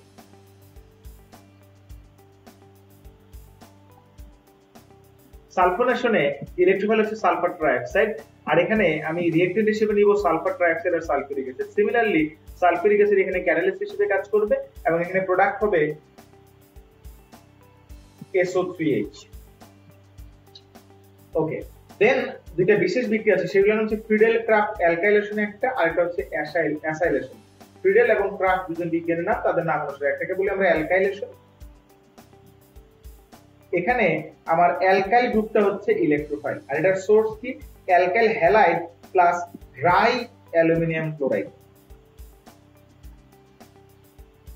তাহলে ড্রাই অ্যালুমিনিয়াম ক্লোরাইড এখানে কি হিসেবে কাজ করে? ক্যাটালিস্ট হিসেবে কাজ করে। আরেকটা হচ্ছে ফ্রিডেল ক্রাফট অ্যাসাইলেশন। অ্যাসাইলেশন মানে এখানে যেটা হবে একটা অ্যাসাইল গ্রুপ হচ্ছে আমার এখানে, আর এই কার্বনটা হচ্ছে প্লাস হবে, কারণ এই কার্বনের এদিকে যে বন্ড ছিল সেটা ইলেকট্রন চলে গেছে, দ্যাট ইজ এটা প্লাস। তাহলে এই অ্যাসাইল গ্রুপটা হচ্ছে আলটিমেটলি এখানে আমার ইলেকট্রোফাইল হিসেবে কাজ করবে। তাহলে অ্যাসাইল গ্রুপটা যদি ইলেকট্রোফাইল হিসেবে কাজ করে, তাহলে অ্যাসাইল গ্রুপটা আসবে কোথা থেকে? সোর্স কি? অ্যাসাইল গ্রুপের সোর্স হচ্ছে acyl chloride plus dry aluminium chloride. Similarly এখানে অ্যালুমিনিয়াম ক্লোরাইড হচ্ছে ক্যাটালিস্ট হিসেবে কাজ করে। আমি যদি অ্যালকাইল হ্যালাইডের কথা বলি, তাহলে সুন্দর মতো বেনজিনে যেটা হবে একটা হাইড্রোজেনের জায়গায় একটা অ্যালকাইল বসিয়ে দাও। আর যদি অ্যাসাইলের কথা বলি, তাহলে অ্যাসাইলেশনের কথা বলে সুন্দর মতো একটা বেনজিনের জায়গায় ওই যে কার্বনটা যেহেতু প্লাস, তাহলে কার্বনের সাথে বন্ড হবে বেনজিনের কার্বনের, যে অ্যাসাইল বেনজিন। এটা হচ্ছে halogenation, halogen group, nitration, sulfonation, alkylation, acylation. অনেকের মনে প্রশ্ন যাচ্ছে যে আসলে সবগুলাই তো প্লাস, কিন্তু সালফার ট্রাইঅক্সাইড এখানে নিউট্রাল মনে হচ্ছে, তাহলে সালফার ট্রাইঅক্সাইড কি করে ইলেকট্রোফাইল হয় এটা দেখানোর চেষ্টা করি। দেখো, সালফারের সাথে অক্সিজেনের ট্রিপল বন্ড, মানে তিনটা অক্সিজেন ডাবল বন্ড করে থাকে। তো যেটা হয় কোন একটা অক্সিজেন তার ডাবল বন্ডের ইলেকট্রন যদি সালফার থেকে নিজের দিকে নিয়ে রাখে, তাহলে অক্সিজেন ডেল্টা মাইনাস সালফারটা ডেল্টা প্লাস। এখানে সালফারটা ডেল্টা প্লাস হওয়ার কারণে যেটা হবে, সালফার যে ঘটনাটা ঘটাবে, সালফার প্লাস হওয়ার কারণে পার্শ্ববর্তী কোন একটা অক্সিজেন তাকে যদি ডাবল বন্ডের ইলেকট্রন দিতে চায়, তাহলে ঘটনা যেটা ঘটবে, এই ডাবল বন্ডের ইলেকট্রন একটা অক্সিজেন নিয়ে নিছিল, নিয়ে আলটিমেটলি সালফারটা ডেল্টা প্লাস আকারে আছে। এখন এই ঘটনাটা এই অক্সিজেনটা যদি আবার ইলেকট্রন ব্যাক করে, সাবস্ট্রেট আবার ব্যাক করতে, তাহলে এই দিক থেকে একজন আবার এটা নিয়ে নিবে, তাহলে আলটিমেটলি স্ট্রাকচারটা কি দাঁড়াবে? এইখানে ডাবল বন্ড ব্যাক করলো, এখানে কি হলো? ডাবল বন্ডের ইলেকট্রন অক্সিজেন নিল, এটা হলো কি? আমি সাপোজ এই ইলেকট্রন নিয়ে নিলে তাহলে ডেল্টা মাইনাস, তাহলে সালফারটা হয়ে যাবে ডেল্টা প্লাস, তাহলে ডাবল বন্ড আবার এই জায়গায় থাকবে। এখন অনেকে বলতে পারে যে ভাই তাহলে এটাও তো নিতে পারে। সো ঘুরে ফিরে যেটাই করুক না কেন, আলটিমেটলি যে ঘটনাটা ঘটছে, আমার যে সালফার ট্রাইঅক্সাইডের সালফারটা সবসময় ডেল্টা প্লাস বা প্লাস হিসেবে কাজ করছে। সো দ্যাট ইজ আমরা বলতে পারি যে এটা হয়তো বা চার্জ নিউট্রাল, বাট সালফার ট্রাইঅক্সাইডের সালফারটা কিন্তু এখানে প্লাস হিসেবে কাজ করছে। সেজন্য সালফার ট্রাইঅক্সাইডকে আমরা বলি হচ্ছে ইলেকট্রোফাইল, আর সালফার ট্রাইঅক্সাইডকে আমরা বলি হচ্ছে প্রশময় ইলেকট্রোফাইল। আমি তোমাদেরকে কিন্তু আগের লেকচারে নিউক্লিওফাইল ইলেকট্রোফাইল পড়ার দিকে পড়াইছি, সালফার ট্রাইঅক্সাইড একটা প্রশময় ইলেকট্রোফাইল বা প্রশময় ইলেকট্রোফাইল সম্পর্কে ধারণা দিয়েছি। Moving on to the next part, আমাদের বেনজিন সম্পর্কে মোটামুটি পড়াশোনা প্রায় শেষ। এখন আমরা যেটা দেখব টোলুইনের প্রস্তুতি। টোলুইন আসলে কি জিনিস? টোলুইন হচ্ছে যে বেনজিন বলার যদি কোনো একটা কার্বনকে আমি একটা মিথাইল গ্রুপ দিয়ে রিপ্লেস করে দিই, তার মানে একটু আগে যে আমরা অ্যালকাইলেশন বিক্রিয়া দেখলাম, আমার দরকার হচ্ছে মিথাইল বিশিষ্ট বেনজিন। তাহলে আমাকে যেটা করতে হবে, এই মিথাইলটাকে নিয়ে আসতে হবে বেনজিনে। তাহলে বেনজিনে আমি যদি ইলেকট্রোফিলিক প্রতিস্থাপন বিক্রিয়া ঘটাই, তাহলে অ্যালকাইল গ্রুপ যেহেতু আসছে বেনজিনে, তাহলে অ্যালকাইলেশন হবে। তাহলে আমি যদি আগের স্লাইডে যাই, দেখো ফ্রিডেল ক্রাফট অ্যালকাইলেশনে কি দেখতে পাচ্ছি আমরা, যে ফ্রিডেল ক্রাফট অ্যালকাইলেশনে একটা অ্যালকাইল গ্রুপ লাগবে। অ্যালকাইল গ্রুপটা কোথা থেকে আসে? অ্যালকাইল ক্লোরাইড আর ড্রাই অ্যালুমিনিয়াম ক্লোরাইড থেকে আসে। তাহলে এখন আমি যেটা করব, এখানে সেম কাজটা করতে পারি, এখানে একটা অ্যালকাইল ক্লোরাইড দিব। আমার তো দরকার মিথাইল, তাহলে মিথাইল ক্লোরাইড দিব, তার সাথে কি দিব? Dry aluminium chloride. আচ্ছা, ড্রাই অ্যালুমিনিয়াম ক্লোরাইড কেন ব্যবহার করা হয়, এটার একটা কারণ আমি ব্যাখ্যা করে দিব এখনই। নিলে পর আলটিমেটলি যেটা হবে, এখান থেকে আমি অ্যালকাইল ক্লোরাইড পাবো, আর যে প্রতিস্থাপিত হাইড্রোজেন এই কার্বন থেকে যেটা গেছে সেটা আর এই ক্লোরিন মিলে বানাবে HCl। আসলে এই জায়গায় কেন ড্রাই অ্যালুমিনিয়াম ক্লোরাইড নিতে হবে? ড্রাই অ্যালুমিনিয়াম ক্লোরাইড হচ্ছে এখানে একটা লুইসের অ্যাসিড হিসেবে কাজ করে, বা কাইন্ড অফ একটা প্রশম ইলেকট্রোফাইল হিসেবে কাজ করে। তো লুইসের অ্যাসিড হিসেবে যেহেতু কাজ করে, লুইসের অ্যাসিড হিসেবে কিভাবে কাজ করে, অ্যালুমিনিয়াম ক্লোরাইড দেখো যে তার কিন্তু অষ্টকপূর্ণ হয় না, এখানে দুইটা ইলেকট্রনের শর্টেজ আছে, আর এই শর্টেজটা ফিল আপ করার জন্য সে যেটা করতে পারে কারো কাছ থেকে ইলেকট্রন নিতে পারে। এটার কারণটা আমি ব্যাখ্যা করে দিই। দেখো এই যে বিক্রিয়াটা এখানে যেটা ঘটছে, যে CH3Cl এটা যখন অ্যালুমিনিয়াম ক্লোরাইড ড্রাই এর সাথে বিক্রিয়া করবে তখন আলটিমেটলি এখান থেকে যেটা হয় CH3+ মানে একটা ইলেকট্রোফাইল তৈরি হয় আর AlCl4- উৎপন্ন হয়। এটা কেন হয়? কজ হচ্ছে আসলে এই যে ক্লোরিনটা আছে, ক্লোরিনটা আসলে অ্যালুমিনিয়ামের সাথে একটা সন্নিবেশ বন্ধন করে AlCl4- বানায়। সন্নিবেশ বন্ধন কিভাবে করে? ক্লোরিন হচ্ছে এখানে তার বন্ড ইলেকট্রন আইনা অ্যালুমিনিয়ামের সাথে সন্নিবেশ বন্ধন করতে পারে। কেন? তো অ্যালুমিনিয়ামের কিন্তু দুটো ইলেকট্রনের শর্টেজ আছে, কারণ সে লুইসের অ্যাসিড। এখন যদি আমি ড্রাই না নিয়ে অ্যানহাইড্রাস হাইড্রাস অ্যালুমিনিয়াম ক্লোরাইড নিই, যেটা হবে আলটিমেটলি অ্যালুমিনিয়াম ক্লোরাইডের সাথে পানি থাকবে। তো পানিতে তো অক্সিজেনের লোন পেয়ার আছে, ওই লোন পেয়ার দিয়ে কি করবে? পানি অ্যালুমিনিয়ামের সাথে সন্নিবেশ বন্ধন করে ফেলাবে। তো আলটিমেটলি যেটা হবে, অ্যালুমিনিয়াম ক্লোরাইডটা আমার এই ফিডেলক্রাফট অ্যালকাইলেশন বিক্রিয়া এসে লুইসের অ্যাসিড হিসেবে কাজ করতে পারবে না। সে যদি কাজ করতে না পারে তাহলে সে আমার ইলেকট্রোফাইল দিতে পারবে না, যদি ইলেকট্রোফাইল দিতে না পারে তাহলে বিক্রিয়া হবে না। তো দ্যাট ইজ হচ্ছে ড্রাই অ্যালুমিনিয়াম ক্লোরাইড ব্যবহার করা হয়ে থাকে। সিমিলারলি অ্যালকাইলেশন বিক্রিয়ার ক্ষেত্রে সেম, সেখানেও ড্রাই অ্যালুমিনিয়াম ক্লোরাইড এই একই কারণে ব্যবহার করা হয়ে থাকে। তো আমরা টোলেন সম্পর্কে আইডিয়া পেলাম, টোলেন এভাবে বানায়। টোলেনের কিভাবে বানানো যেতে পারে? আচ্ছা, টোলেনের এইভাবে বানানো যেতে পারে। সাপোজ সে দ্যাট আমরা যদি এরকম একটা বিক্রিয়া নিই, যে ধরো CH3X plus sodium X benzene, মানে হ্যালোবেনজিন সোডিয়াম ড্রাই ইথার। এটা অনেকটা আমি যদি বলি যে ধরো মিথাইল বেনজিন মিথাইল হ্যালাইড, এখানে যদি একটা মিথাইল হ্যালাইড নিলাম তাহলে কিন্তু অনেকটা উডস বিক্রিয়ার মতো। বাট এই বিক্রিয়াটা একটু ভিন্ন ধরনের বিক্রিয়া। এই বিক্রিয়াকে বলা হয় উডস ফিটিক বিক্রিয়া। এটা হচ্ছে টোলেনের ল্যাবরেটরি প্রস্তুতির বিক্রিয়া, উডস ফিটিক বিক্রিয়া। সরি, উডস ফিটিক বিক্রিয়া। সো উডস ফিটিক বিক্রিয়াতে যেটা হয়, উডস ফিটিক রিঅ্যাকশন, এখানে যেটা হচ্ছে আমি যেহেতু বানাতে পারছি টোলুইন, তাহলে মিথাইল হ্যালাইড নিব আর এখানে বেনজিনের সাথে একটা হ্যালোজেন নিব। সোডিয়াম কি করবে? দুটো হ্যালোজেন কিনে সোডিয়াম হ্যালাইড বানাবে, তাহলে আলটিমেটলি আমরা এখান থেকে টোলুইন পেয়ে যাব +2 সোডিয়াম হ্যালাইড। আচ্ছা, আরেকটা জিনিস হয়তো তোমাদেরকে দেখানো খুবই জরুরি ছিল, সেটা আমি দেখাই নাই, সেটা আসলে দেখানো উচিত। এটা পরীক্ষায় খুব বেশি বেশি পরিমাণে আসে বেনজিনের প্রস্তুতিতে। আসলে আমি এটা দেখাইতে ভুলে গেছিলাম তখন। বেনজিনের প্রস্তুতিতে সবচেয়ে ইম্পর্টেন্ট যেটা কিনা পরীক্ষা অনেকবার আসে ঢাকা ইউনিভার্সিটি ভর্তি করেছে, সেটা হচ্ছে যে ফেনলকে যদি আমি হচ্ছে জিঙ্ক ডাস্ট দিয়ে রিডাকশন করি, একটা রিডাকশন বিক্রিয়া।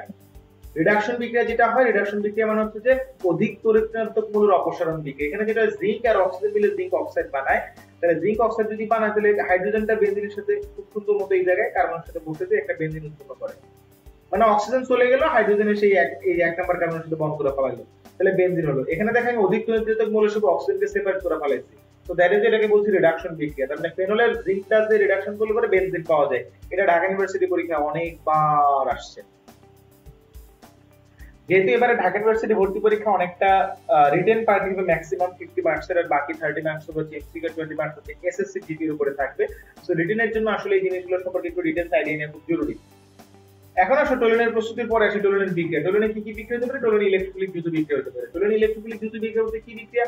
যেহেতু টোলেনে মিথাইল গ্রুপ আছে, আমরা একটু আগে দেখলাম যে মিথাইল গ্রুপ হচ্ছে কি, মিথাইল গ্রুপ হচ্ছে অর্থোপ্যারা ডিরেক্টিভ। তাহলে এখন আমি যদি মিথাইল গ্রুপের মধ্যে এখন মিথাইল ক্লোরাইড নেই, তার সাথে ড্রাই অ্যালুমিনিয়াম ক্লোরাইড নেই, তাহলে এই মিথাইল গ্রুপে যদি অ্যালকাইল গ্রুপ, এটা হচ্ছে অর্থ এবং প্যারা ডিরেক্টিভ, তাহলে যেটা হবে এই যে ইলেকট্রোফাইল উৎপন্ন হবে অ্যালুমিনিয়াম ক্লোরাইড আর মিথাইল ক্লোরাইডের বিক্রিয়া, ইলেকট্রোফাইলটা যেটা ঘটবে সে হচ্ছে ওই টোলুইনের অর্থ পজিশনে গিয়ে সংযুক্ত হবে একবার, আরেকবার সেটা যে তার প্যারা পজিশনে সংযুক্ত হবে। আমি যদি সমতা করে তাহলে দুইটা লাগবে, এখানে দুইটা লাগবে, তাহলে আলটিমেটলি দুইটা HCl উৎপন্ন হবে। তো সিমিলারলি আমি যদি এখন ধরে ইলেকট্রোফাইল যেগুলো ছিল আগের মতো করে, যে নাইট্রোর কথা যদি বলি, তাহলে নাইট্রেশন ঘটলে কি হবে? এই জায়গায় মিথাইলের জায়গায় নাইট্রো হবে, এই জায়গায় মিথাইলের জায়গায় নাইট্রো হবে। এখানে আমি মিথাইল ক্লোরাইড জায়গায় নিব নাইট্রিক অ্যাসিড, আর প্রভাবক নিব সালফিউরিক অ্যাসিড। যদি হ্যালোজেনেশনের কথা বলি, মানে হ্যালোজেনেশন করার কথা মানে হচ্ছে এখানে হ্যালোজেন প্লাস আসবে, তাহলে এই জায়গায় হ্যালোজেন প্লাস মানে আলটিমেটলি যে ঘটনাটা ঘটবে, এই জায়গায় একটা হ্যালোজেন আসবে, এই জায়গায় একটা হ্যালোজেন আসবে, এখানে আমি নিব হ্যালোজেন আর এখানে প্রভাবক নিব হচ্ছে আয়রন হ্যালাইড। তো সিমিলারলি যেসব ইলেকট্রোফিলিক প্রতিস্থাপন বিক্রিয়াগুলো বেনজিনে যেভাবে ঘটছে এখানে টোলুইনে ঘটবে, বাট এই জায়গায় যেটা হবে অর্থ পজিশনে একবার হবে আর প্যারা পজিশনে একবার হবে। তো টোলুইনের ইলেকট্রোফিলিক দ্রুত বিক্রিয়ার সবচেয়ে ইন্টারেস্টিং যেটা এক্সাম্পল সেটা হচ্ছে যে যদি তুমি শুরুতেই টোলুইনের মধ্যে নাইট্রেশন ঘটাও nitric acid in presence of sulphuric acid, তাহলে এখান থেকে আমরা যেটা পাবো অর্থোনাইট্রোটোলিন আর একটা হচ্ছে প্যারানাইট্রোটোলিন পাবো। সো আলটিমেটলি এই যে অর্থোনাইট্রোটোলিন আর প্যারানাইট্রোটোলিন পাইলাম, আমি যদি এর মধ্যে আবারও হচ্ছে এখন নাইট্রেশন ঘটাই, এই দুইটার মধ্যে একসাথে যদি আবারও নাইট্রেশন ঘটে, নাইট্রেশন ঘটালে যেটা হবে in presence of sulphuric acid, তাহলে যেহেতু এই যে নাইট্রোটোলিনের বা অর্থোনাইট্রোটোলিনের প্যারা পজিশনটা খালি, তাহলে তার প্যারা পজিশনে নাইট্রো গ্রুপ দিয়ে ঢুকবে, অর্থ পজিশনে আগেই ছিল, আর এটার প্যারা পজিশনে আছে আর অর্থ পজিশন ছিল, তাহলে অর্থ পজিশনে ঢুকবে, তার মানে দুইটা আলটিমেটলি সেম প্রোডাক্ট দিবে। এটাকে আমরা যেটা বলতে পারি অর্থ এবং প্যারা নাইট্রোটোলিন। তার মানে এটাকে যদি আমি বলি ধরো সাপোজ এটা 1 নাম্বার এটা 2 নাম্বার কার্বন, তাহলে 2 নাইট্রোটোলিন, এটা হচ্ছে কি 4 নাইট্রোটোলিন, তাহলে এটা হচ্ছে কি 2,4 নাইট্রোটোলিন।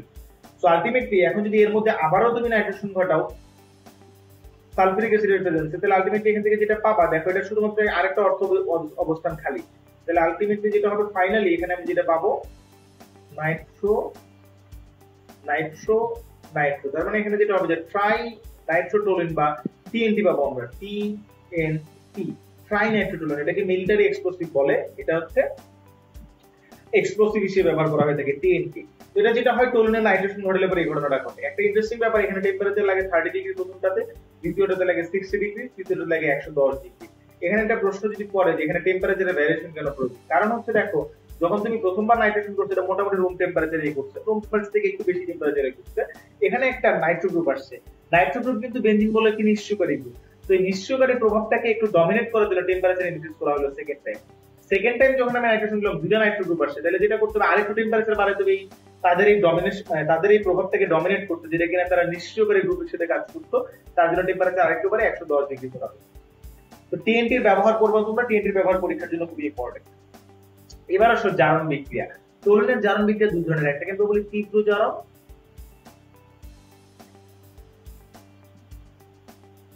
আর একটা বলি হচ্ছে দুর্বল জারণ। তীব্র জারণে যেটা হয় টলুইন, তীব্র জারণে যেটা আমরা নাইট্রিক অ্যাসিড ব্যবহার করে থাকি, diluted nitric acid 120 degree centigrade তাপমাত্রা, যেটা হয় এখান থেকে এটা কার্বক্সিলিক অ্যাসিড বানায় ফেলায়, মানে মিথাইল গ্রুপ যেটা আছে এটা আলটিমেটলি ডাইরেক্টলি কার্বক্সিলিক অ্যাসিড হয়। তাহলে যদি তীব্র জারণে কার্বক্সিলিক অ্যাসিড হয়, তাহলে দুর্বল জারণে কি হবে, মানে বেনজাল মানে অ্যালডিহাইড গ্রুপই হবে।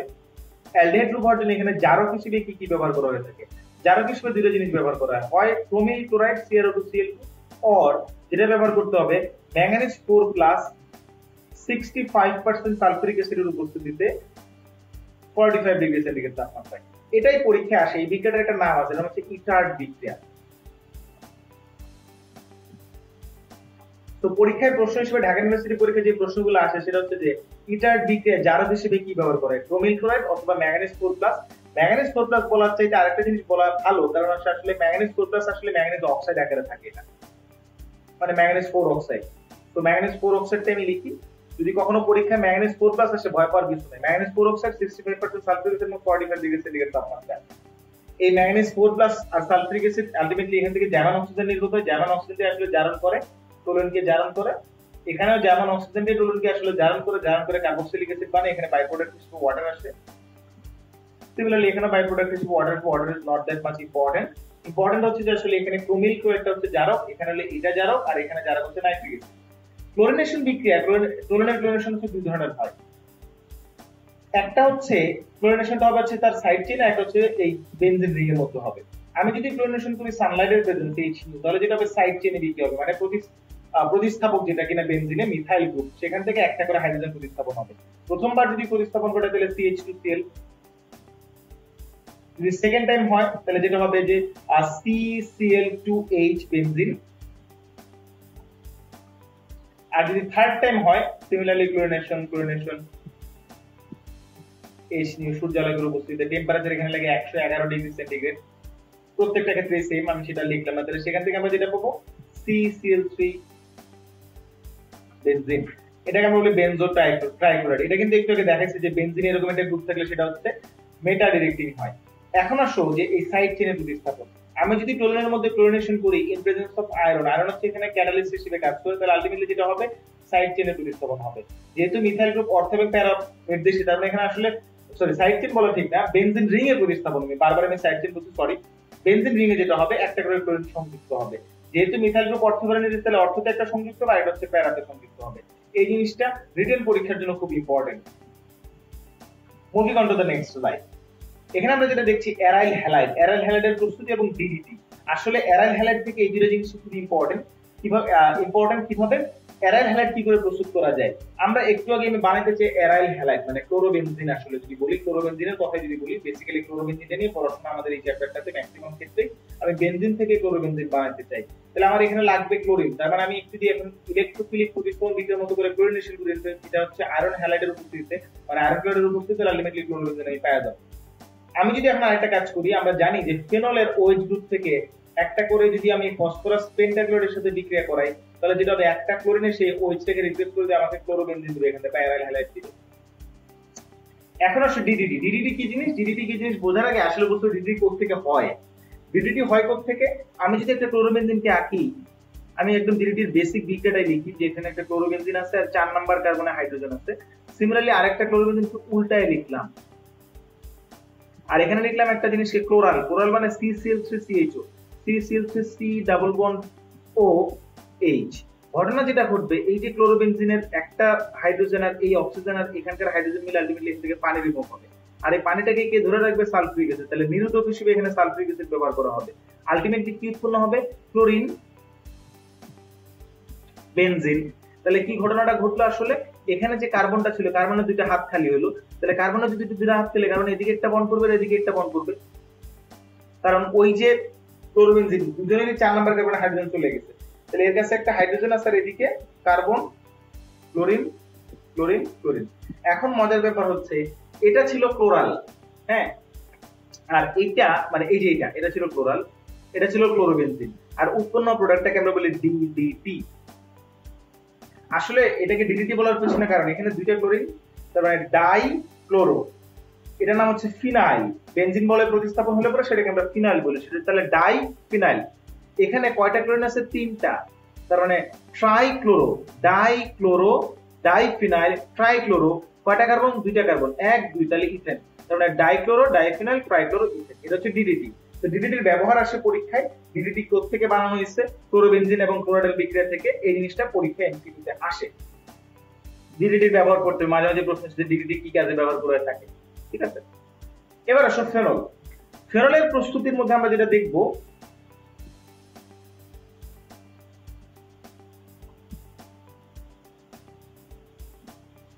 ফেনলের আসলে প্রস্তুতি দেখবো আমরা এখানে, অম্লধর্মিতাটা পরে দেখবো। ফেনলের প্রস্তুতি আসলে অনেকভাবে প্রস্তুত করা যেতে পারে। ফেনলকে আমরা ল্যাবরেটরিতে প্রস্তুত করতে পারি। ল্যাবরেটরি প্রিপারেশনের মধ্যে যেটা হয়, বেনজিন ডায়াজোনিয়াম ক্লোরাইডকে যদি আমরা হাইড্রোলাইসিস করব অ্যাসিডিক মিডিয়াতে রুম টেম্পারেচার থেকে বেশি টেম্পারেচারে, তখন এটা আলটিমেটলি আমাদের ফেনল দিবে। এটা আমরা যখন বেনজিন ডায়াজোনিয়াম ক্লোরাইড করব তখন আরেকটু ক্লিয়ার হবে, মানে আমরা যখন অ্যামিন পার্ট করে অ্যারোমেটিক অ্যামিন, তখন ব্যাপারটা আরেকটু ক্লিয়ার হবে। এটা ল্যাবরেটরি প্রিপারেশন। এবার যদি আমি ইন্ডাস্ট্রিয়াল প্রিপারেশনের কথা বলি বা শিল্প উৎপাদনের কথা বলি, শিল্প উৎপাদন অনেকভাবে হয়ে থাকে। তার মধ্যে আমি একটা এখানে লিখছি ডাউ প্রসেস। ডাউ পদ্ধতিতে যেটা হয়, শুরুতে বেনজিনের সাথে ক্লোরিনেশন করা হয়। ক্লোরিনেশন করে যেটা করা হয়, বেনজিন থেকে ক্লোরোবেনজিন বানানো হয়। এই ক্লোরোবেনজিনটাকে সোডিয়াম হাইড্রোক্সাইড দিয়ে রিঅ্যাকশন করে নিউক্লিওফিলিক প্রতিস্থাপন বিক্রিয়ার মাধ্যমে শুরুতে ফেনল উৎপন্ন হয়। ফেনলটা আবার সোডিয়াম হাইড্রোক্সাইডের সাথে বিক্রিয়া করে সোডিয়াম ফিনেট বানায়। এই সোডিয়াম ফিনেটের সাথে যদি HCl বিক্রিয়া করে 180 ডিগ্রি সেন্টিগ্রেড তাপমাত্রা, তাহলে এই ক্লোরিন এবং HCl এর মধ্যে H টা প্লাস, ক্লোরিনটা মাইনাস, এখানে অক্সিজেন মাইনাস, H প্লাস, তাহলে প্লাস মাইনাস এক্সচেঞ্জ করে তাহলে তুমি আলটিমেটলি এখান থেকে ফিনল পেয়ে যাবে, প্লাস সোডিয়াম ক্লোরাইড। এই গেল হচ্ছে ডাউ পদ্ধতিতে ফেনল প্রস্তুতি। এখন যেটা দেখবো সেটা হচ্ছে যে খুবই ইম্পর্টেন্ট একটা প্রসেস, ইম্পর্টেন্ট একটা পদ্ধতি, যেটা হচ্ছে কিউমিন ফেনল প্রস্তুতি। কিউমিন শব্দের অর্থ কি? কিউমিন কি জিনিস? কিউমিন হচ্ছে এই জিনিসটা, CH3CH, এটার নাম হচ্ছে কিউমিন। তার মানে কিউমিন থেকে আমি যেটা করবো ফেনল বানাবো। তো কিউমিন কোথা থেকে পাবো? আসলে কিউমিন পাওয়ার উপায়টা আগে আমাদেরকে দেখতে হবে। কিউমিন পাওয়ার উপায়টা হচ্ছে, প্রথমে যেটা করা হয়, ফার্স্ট অফ অল বেনজিনের সাথে প্রোপিনের বিক্রিয়া করানো হয়। এটাকে আমরা এক ধরনের অ্যালকাইলেশন বিক্রিয়া বলি, কারণ এটা আলটিমেটলি আমাকে কিউমিন দিবে। কিউমিনে যেটা হচ্ছে একটা হচ্ছে যে অ্যালকাইল গ্রুপ যে বেনজিনে সংযুক্ত হয়েছে এর নাম হচ্ছে কিউমিন। এটা কিভাবে হলো, এখানে হচ্ছে আমার এখানে একটা অ্যাসিড লাগবে ফসফরিক অ্যাসিড। ফসফরিক অ্যাসিডটা বেসিক্যালি হচ্ছে একটা প্রোটন সোর্স হিসেবে কাজ করে। এটা প্রোটন সোর্স হিসেবে কাজ করে বলতে এটা হচ্ছে প্রোটন দিলে পরে এই যে আমার অ্যালকিনটা আছে, অ্যালকিনটা এখান থেকে একটা ইলেকট্রোফিল প্রস্তুত করে। কিভাবে, ওই প্রোটনটা এসে যখন ডাবল বন্ডে যুক্ত হয় তখন এখান থেকে একটা ইলেকট্রোফিল প্রস্তুত হয়। আর এখানে প্রেসার হিসেবে লাগবে 330 atm। এই জিনিসগুলো পরীক্ষার জন্য ইম্পর্টেন্ট, যে কত প্রেসার কত টেম্পারেচার এগুলো জানতে চাই মাঝে মাঝে। এখানে কি ব্যবহার করেছে, ফসফরিক অ্যাসিড না অন্য কিছু, এখানে প্রভাব হিসেবে ফসফরিক অ্যাসিড ব্যবহার করা হয়। এই যে কিউমিন উৎপন্ন হলো, আমি চাচ্ছি ফেনল বানাতে, তাহলে ফেনলে থাকে OH, তার মানে আমার এই কিউমিনে কোনো অক্সিজেন, এটাকে আমার যেটা করতে হবে এখন অক্সিডাইজ করতে হবে। In presence of cobalt catalyst আমি অক্সিডাইজ করে যেটা বানাবো, এখান থেকে আলটিমেটলি আমি কিউমিনটাকে নিয়ে আসবো, সরি কিউমিনের মধ্যে অক্সিজেন সংযুক্ত করব, টেম্পারেচার 130 ডিগ্রি সেন্টিগ্রেড। তাহলে আলটিমেটলি এখান থেকে আমি যেটা পাবো স্ট্রাকচারটা একটু কনফিউজিং একটা স্ট্রাকচার।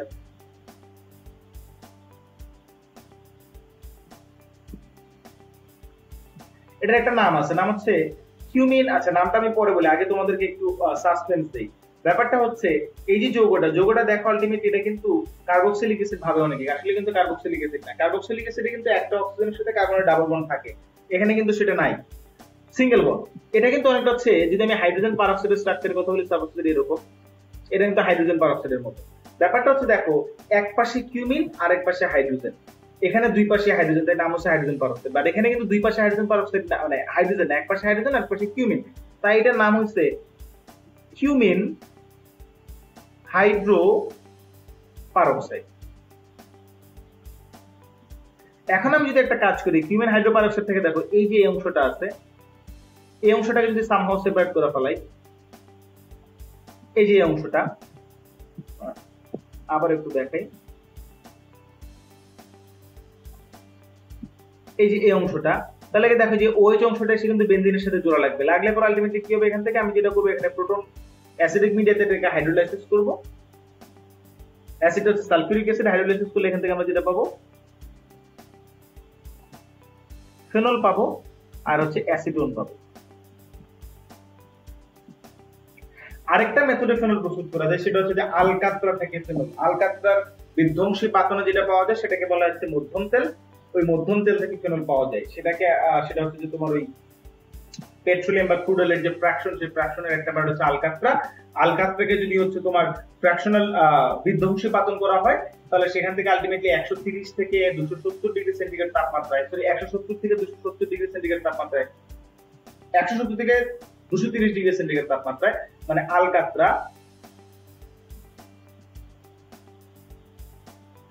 এটাকে যদি বিধ্বংসী পাতন করা হয় তাহলে আলটিমেটলি 170 থেকে 230 ডিগ্রি সেন্টিগ্রেড তাপমাত্রায় যে ফ্র্যাকশনটা পাওয়া যায় সেটাকে বলা হয় মধ্যম তেল।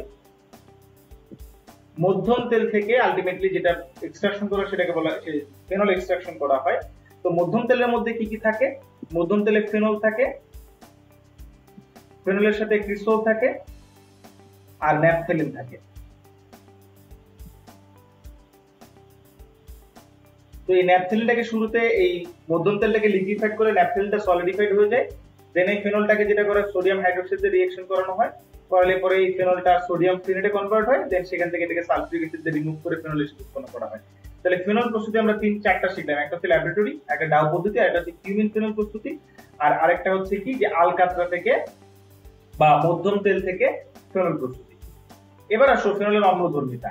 ফেনল কিন্তু স্লাইডলি অম্লধর্মী। আসলে যে ঘটনাটা ঘটে, ফেনলকে যদি আমি হচ্ছে পানির মধ্যে দেই, ফেনল যোগ ওয়াটার, তাহলে ফেনল যেটা করবে এটা খুবই স্লাইটলি অ্যাসিডিক, দুর্বল অ্যাসিড, এটা উন্মুখী বিক্রিয়ার মাধ্যমে বিয়োজিত হবে, হয়ে সে একটা প্রোটন ত্যাগ করে ফিনেট আয়নে কনভার্ট হবে এবং হাইড্রোনিয়াম আয়ন উৎপন্ন করবে। এই হাইড্রোনিয়াম আয়নটা যদি আমি হচ্ছে লিটমাস পেপারে দেই, মানে যদি আমি ফেনলের পানিতে দিয়ে দ্রবণটাকে যদি লিটমাস পেপারের মধ্যে দিই, ব্লু লিটমাস পেপার দিই, আমরা জানি অ্যাসিডে ব্লু লিটমাস পেপার কি হয়, রেড হয়ে যায়। তাহলে রেড যদি হয়ে যায় তার মানে সেখান থেকে প্রুফ এটা হচ্ছে একটা অ্যাসিডিক প্রপার্টি শো করে। ফেনলের মধ্যে ফিনেট কিন্তু খুবই সুস্থিত একটা আয়ন, এই তুমি দেখবা ফেনলের ম্যাক্সিমাম বিক্রিয়ার মধ্যে ফেনলকে ফিনেটে কনভার্ট হয়, দেন হচ্ছে সে বাকি রিঅ্যাকশনে পার্টিসিপেট করে।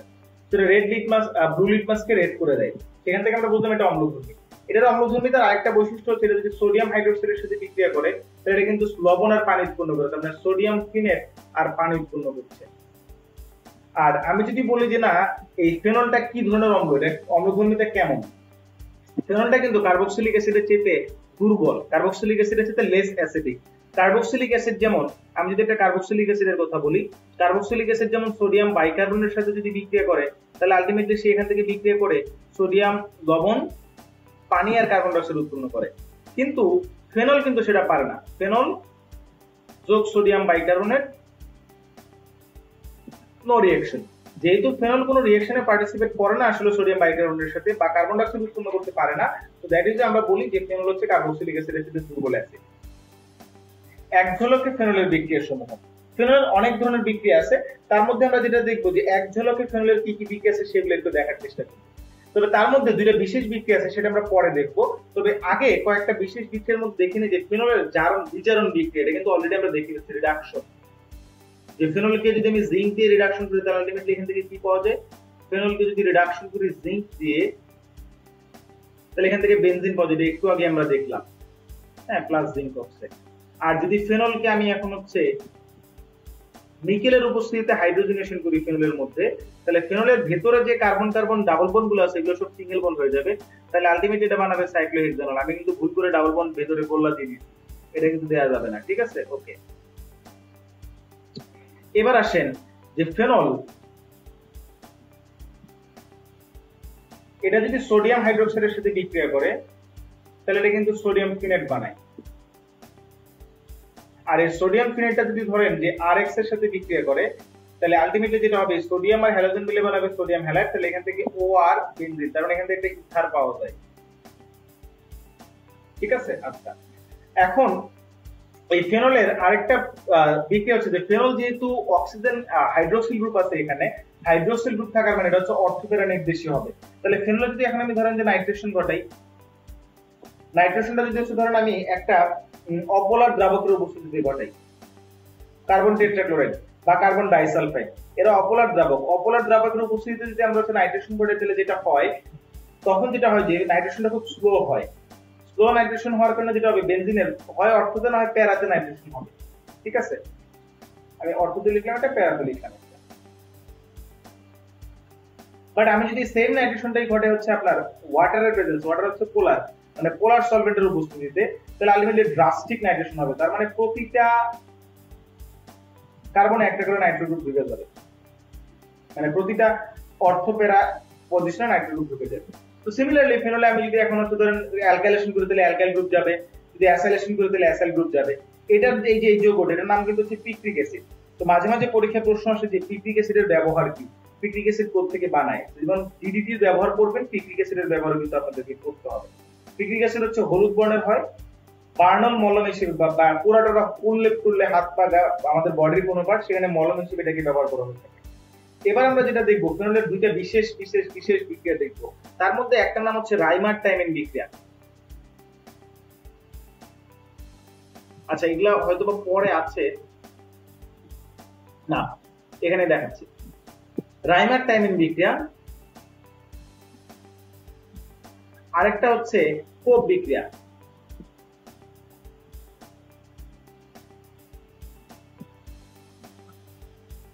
কোপ রিঅ্যাকশনে যেটা হয় আসলে স্যালিসাইলিক অ্যাসিড উৎপন্ন হয়, আর রাইমার টাইমিন বিক্রিয়ায় স্যালিসালডিহাইড উৎপন্ন হয়।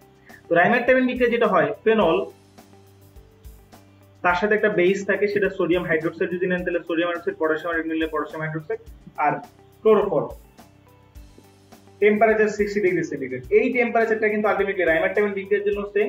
সিমিলারলি হচ্ছে যে আপনার কি বলে আরেকটা বিক্রিয়া যেটা আমরা পড়তে হচ্ছে যে হ্যালোফর্ম বিক্রিয়া, যেটা হ্যালোফর্ম বিক্রিয়া কিন্তু সেম।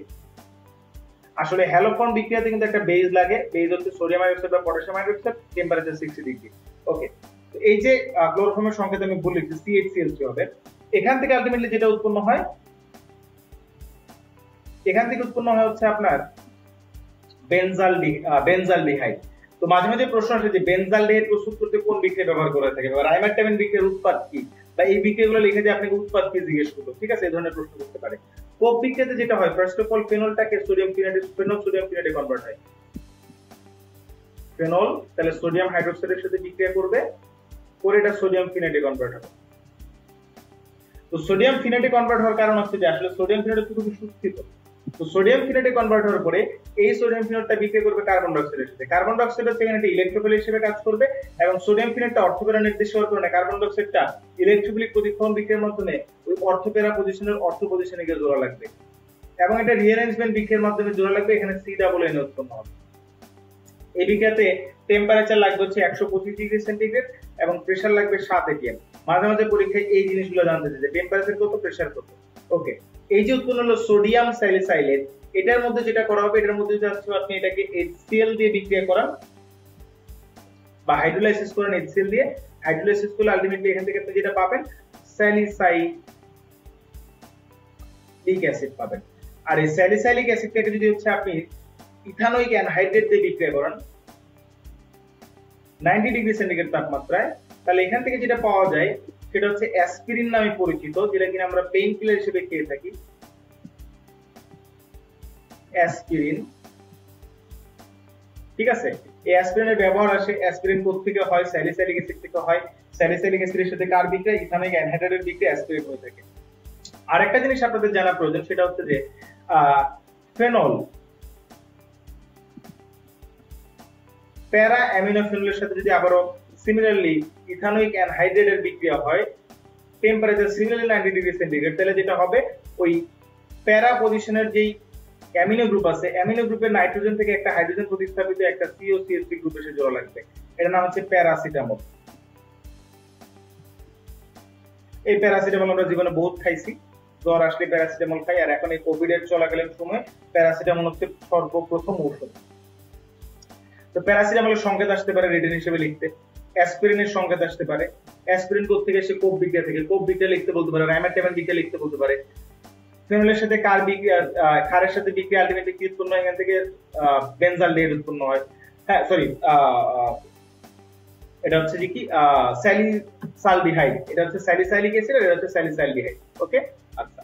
তো ফেনলের মোটামুটি বিক্রিয়া গেলে এখন হচ্ছে ফেনলের শনাক্তকারী বিক্রিয়া। ফেনলের শনাক্তকারী বিক্রিয়া হচ্ছে তিনটা, আমি পরপর তিনটা দেখাচ্ছি। ফার্স্ট অফ অল যেটা হয়, ফেনলের সাথে যদি আমরা ফেরিক ক্লোরাইডের বিক্রিয়া করাই তাহলে যেটা হয় আলটিমেটলি এখানে ডাইফেরিক হেক্সাফিনেটের একটা আর হচ্ছে HCl উৎপন্ন হয়। সমতা করতে গেলে দুইটা লাগবে, এটা লাগবে 6টা HCl উৎপন্ন হবে। এটা হচ্ছে একটা পার্পল কালার উৎপন্ন করে ডাইফেরিক হেক্সাফিনেটের। এটাই হচ্ছে ফেনলের শনাক্তকারী বিক্রিয়া। এই বিক্রিয়াতে যেটা করতে হয়, ফেনলটাকে কি ইথানলে ডিসলভ করে নিতে হয়। ফেনল ওয়াটারে খুব একটা সলিউবল না, হাইলি সলিউবল আছে, ইথানলেতে ইথানলে ডিসলভ করে নিতে হয়।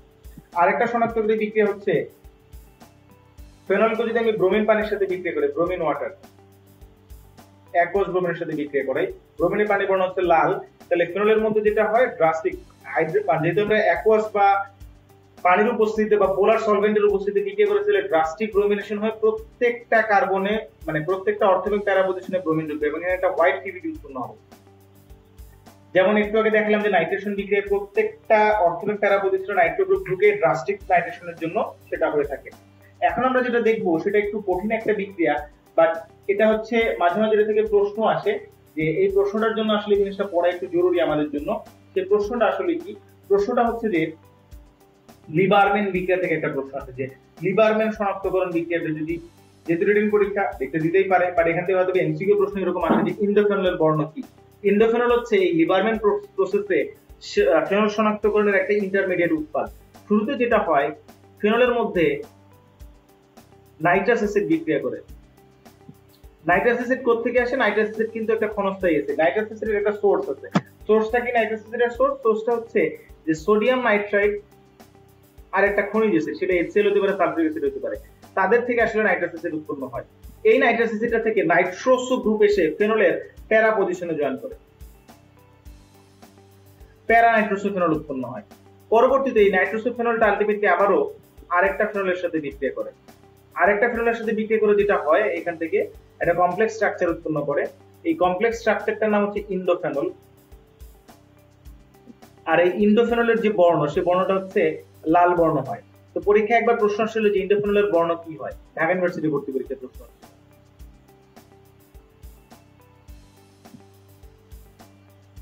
নাইট্রোজেন ডাবল বন্ড,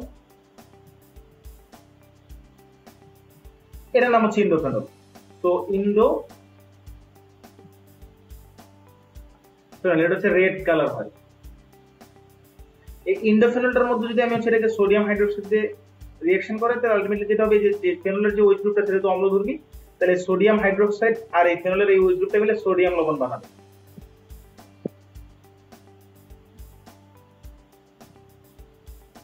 ওকে, বেঞ্জিনটা একটু ক্লিয়ার করি আর কি।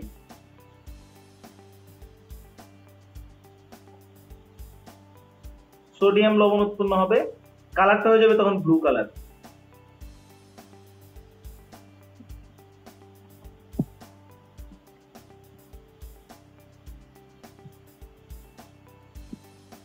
নেগেটিভ চার্জ পজিটিভ চার্জ, সেটা কালার হবে তখন ব্লু কালার। তো ইন্ডোফেনলকে যদি আমি সোডিয়াম হাইড্রোক্সাইড রিঅ্যাকশন করি তাহলে ব্লু কালার, সেই ইন্ডোফেনলের বর্ণ কি? ইন্ডোফেনলের বর্ণ হচ্ছে রেড। তাহলে লিবারম্যান পরীক্ষা না জানলে আসলে ইন্ডোফেনল সম্পর্কে ধারণা হইতো না। Moving on to the next slide, benzaldehyde and benzoic acid. আসলে বেনজালডিহাইড এবং বেনজোয়িক অ্যাসিডের প্রস্তুতি কোথেকে হতে হবে সেটা একটু দেখার চেষ্টা করি। আমরা একটু আগে দেখলাম যে আমরা ইটার্ড বিক্রিয়াতে দেখছিলাম যে বেনজালডিহাইড কোথেকে আসে, টোলুইনকে যদি হচ্ছে আমরা দুর্বল জারণ করি, তার মানে chromyl chloride CrO2 Cl2 or manganese dioxide 65% sulfuric acid 45 degree centigrade তাপমাত্রায় যদি আমরা রিঅ্যাকশন করি তাহলে এখান থেকে আমরা বেনজালডিহাইড পাই। অথবা আমি যদি হচ্ছে এই জিনিসটাকে যে বেনজাইল অ্যালকোহল, এটাকে যদি হচ্ছে রিডাকশন করি, উইক অক্সিডেশন করি, তাহলে আলটিমেটলি যেটা হবে এখান থেকে যেটা হয় বেনজালডিহাইড উৎপন্ন হয়। বেনজালডিহাইড উৎপন্ন হওয়ার আরেকটা বিশেষ বিক্রিয়া আছে, ওই বিশেষ বিক্রিয়াটা হচ্ছে আসলে বেনজাইল অ্যালকোহল থেকে হয়। তো বেনজাইল অ্যালকোহল কোথা থেকে আসে? আসলে বেনজাইল অ্যালকোহল আসলে অনেক বেনজাইল অ্যালকোহলের সোর্সটা হচ্ছে যে বেনজাইল ক্লোরাইড থেকে আসে। বেনজাইল ক্লোরাইড থেকে বেনজাইল অ্যালকোহল, বেনজাইল অ্যালকোহলটাকে অক্সিডাইজ করলে পরে আলটিমেটলি এখানে বেনজালডিহাইড পাওয়া যায়। বেনজোয়িক অ্যাসিডের প্রস্তুতি যদি আমরা দেখতে চাই, বেনজোয়িক অ্যাসিডের অনেকগুলো প্রসেস আছে। একটু আগে আমরা দেখলাম যে আমরা যদি টলুইনকে অক্সিডাইজ করি, স্ট্রং অক্সিডেশন যদি করি নাইট্রিক অ্যাসিড দিয়ে, তাহলে আলটিমেটলি বেনজোয়িক অ্যাসিড পাওয়া যায়। আমরা জানি যে সায়ানাইডকে আদ্র বিশ্লেষণ করলে সেখান থেকে কার্বক্সিলিক অ্যাসিড, তাহলে সায়ানাইড যদি থাকে তার সাথে একটা বেনজিন রিং দিয়ে দিলাম, তাহলে সায়ানাইডের CN-টা হয়ে যাবে COO, এখানে বেনজিন রিং এখানে চলে আসবে, তাহলে এখান থেকে আমি কি পাবো? বেনজোয়িক অ্যাসিড পেয়ে যাব। ওকে, এখন আমি যদি আরেকটা কাজ করি যে বেনজালডিহাইড যেটা আছে আমার কাছে, এই বেনজালডিহাইডকে যদি হচ্ছে আমি অক্সিডাইজ করি জার্মান অক্সিজেন দিয়ে, জার্মান অক্সিজেনের সোর্স কি? পটাশিয়াম পারম্যাঙ্গানেট আর সালফিউরিক অ্যাসিড, তাহলে এখান থেকে আমি বেনজোয়িক অ্যাসিড পাবো। সো আমরা মোটামুটি একটা আইডিয়া পেলাম যে বেনজোয়িক অ্যাসিড কোথেকে হতে পারে আর বেনজালডিহাইড কোথেকে হতে পারে। Moving on to the next part, aromatic amine. আসলে অ্যারোমেটিক অ্যামিনের শুরুতে আমরা দেখব যে অ্যারোমেটিক অ্যামিন প্রস্তুতি, অ্যারোমেটিক অ্যামিন কোথেকে বানানো যায়। অ্যারোমেটিক অ্যামিন বা অ্যানিলিন যেটাকে আমরা বলি, এই যে NH2 বিশিষ্ট অ্যারোমেটিক যৌগ। আমি যদি নাইট্রোবেনজিন নেই, নাইট্রোবেনজিনে যেটা আছে আসলে নাইট্রোজেনের সাথে অক্সিজেন আছে, আমি যদি সামহাও অক্সিজেনগুলো সরায় ফেলাই তাহলে এখানে যদি হাইড্রোজেন নিয়ে আসতে পারি তাহলে আমি কি পাবো? এখান থেকে অ্যানিলিন পাবো। তো হাইড্রোজেন সরাতে গেলে কি করতে হবে? এটাকে হাইড্রোজেন সংযোজন করতে হবে। হাইড্রোজেন সংযোজন করার জন্য হাইড্রোজেন কি ডায়মন্ড হাইড্রোজেন আকারে দিব, সোর্স লাগবে। সোর্স কি স্যার? সোর্স হচ্ছে TrHCl। TrHCl এর বিক্রিয়া এখান থেকে ডায়মন্ড হাইড্রোজেন উৎপন্ন, ডায়মন্ড হাইড্রোজেন এখান থেকে রিডাকশন করে এটাকে কি বানায়? NH2 বেনজিন বানায়। আরেকটা বিক্রিয়া খুব কমন বিক্রিয়া, ঢাকা ইউনিভার্সিটি পরীক্ষা আসছিল, সেটা হচ্ছে CONH2। এটা গত বছরের পরীক্ষাতে ছিল যে নিচের কোনটি থেকে অ্যানিলিন প্রস্তুত করা যায়, বা নিচের এইটা ছিল আমাদের বিক্রিয়ক থেকে এটা পাওয়া যায়। প্রশ্ন করছিল যে ধরেন এরকম একটা প্রশ্ন, যেটা হচ্ছে এখানে ব্রোমিন পানি দেয়া আছে আর পটাশিয়াম হাইড্রোক্সাইড দেয়া আছে, আর এখান থেকে NH2 বিশিষ্ট অ্যারোমেটিক যৌগ মানে অ্যানিলিন পাওয়া গেছে। প্রশ্ন করছিল কি জিনিস? তো আমরা জানি যে ব্রোমিন পানি আর পটাশিয়াম হাইড্রোক্সাইড দিয়ে যখন এরকম অ্যানিলিন পাওয়া যায়, এই ধরনের বিক্রিয়ার নাম হচ্ছে হফম্যান ডিগ্রেডেশন বিক্রিয়া। হফম্যান ডিগ্রেডেশন বিক্রিয়া আসলে কি হয়? হফম্যান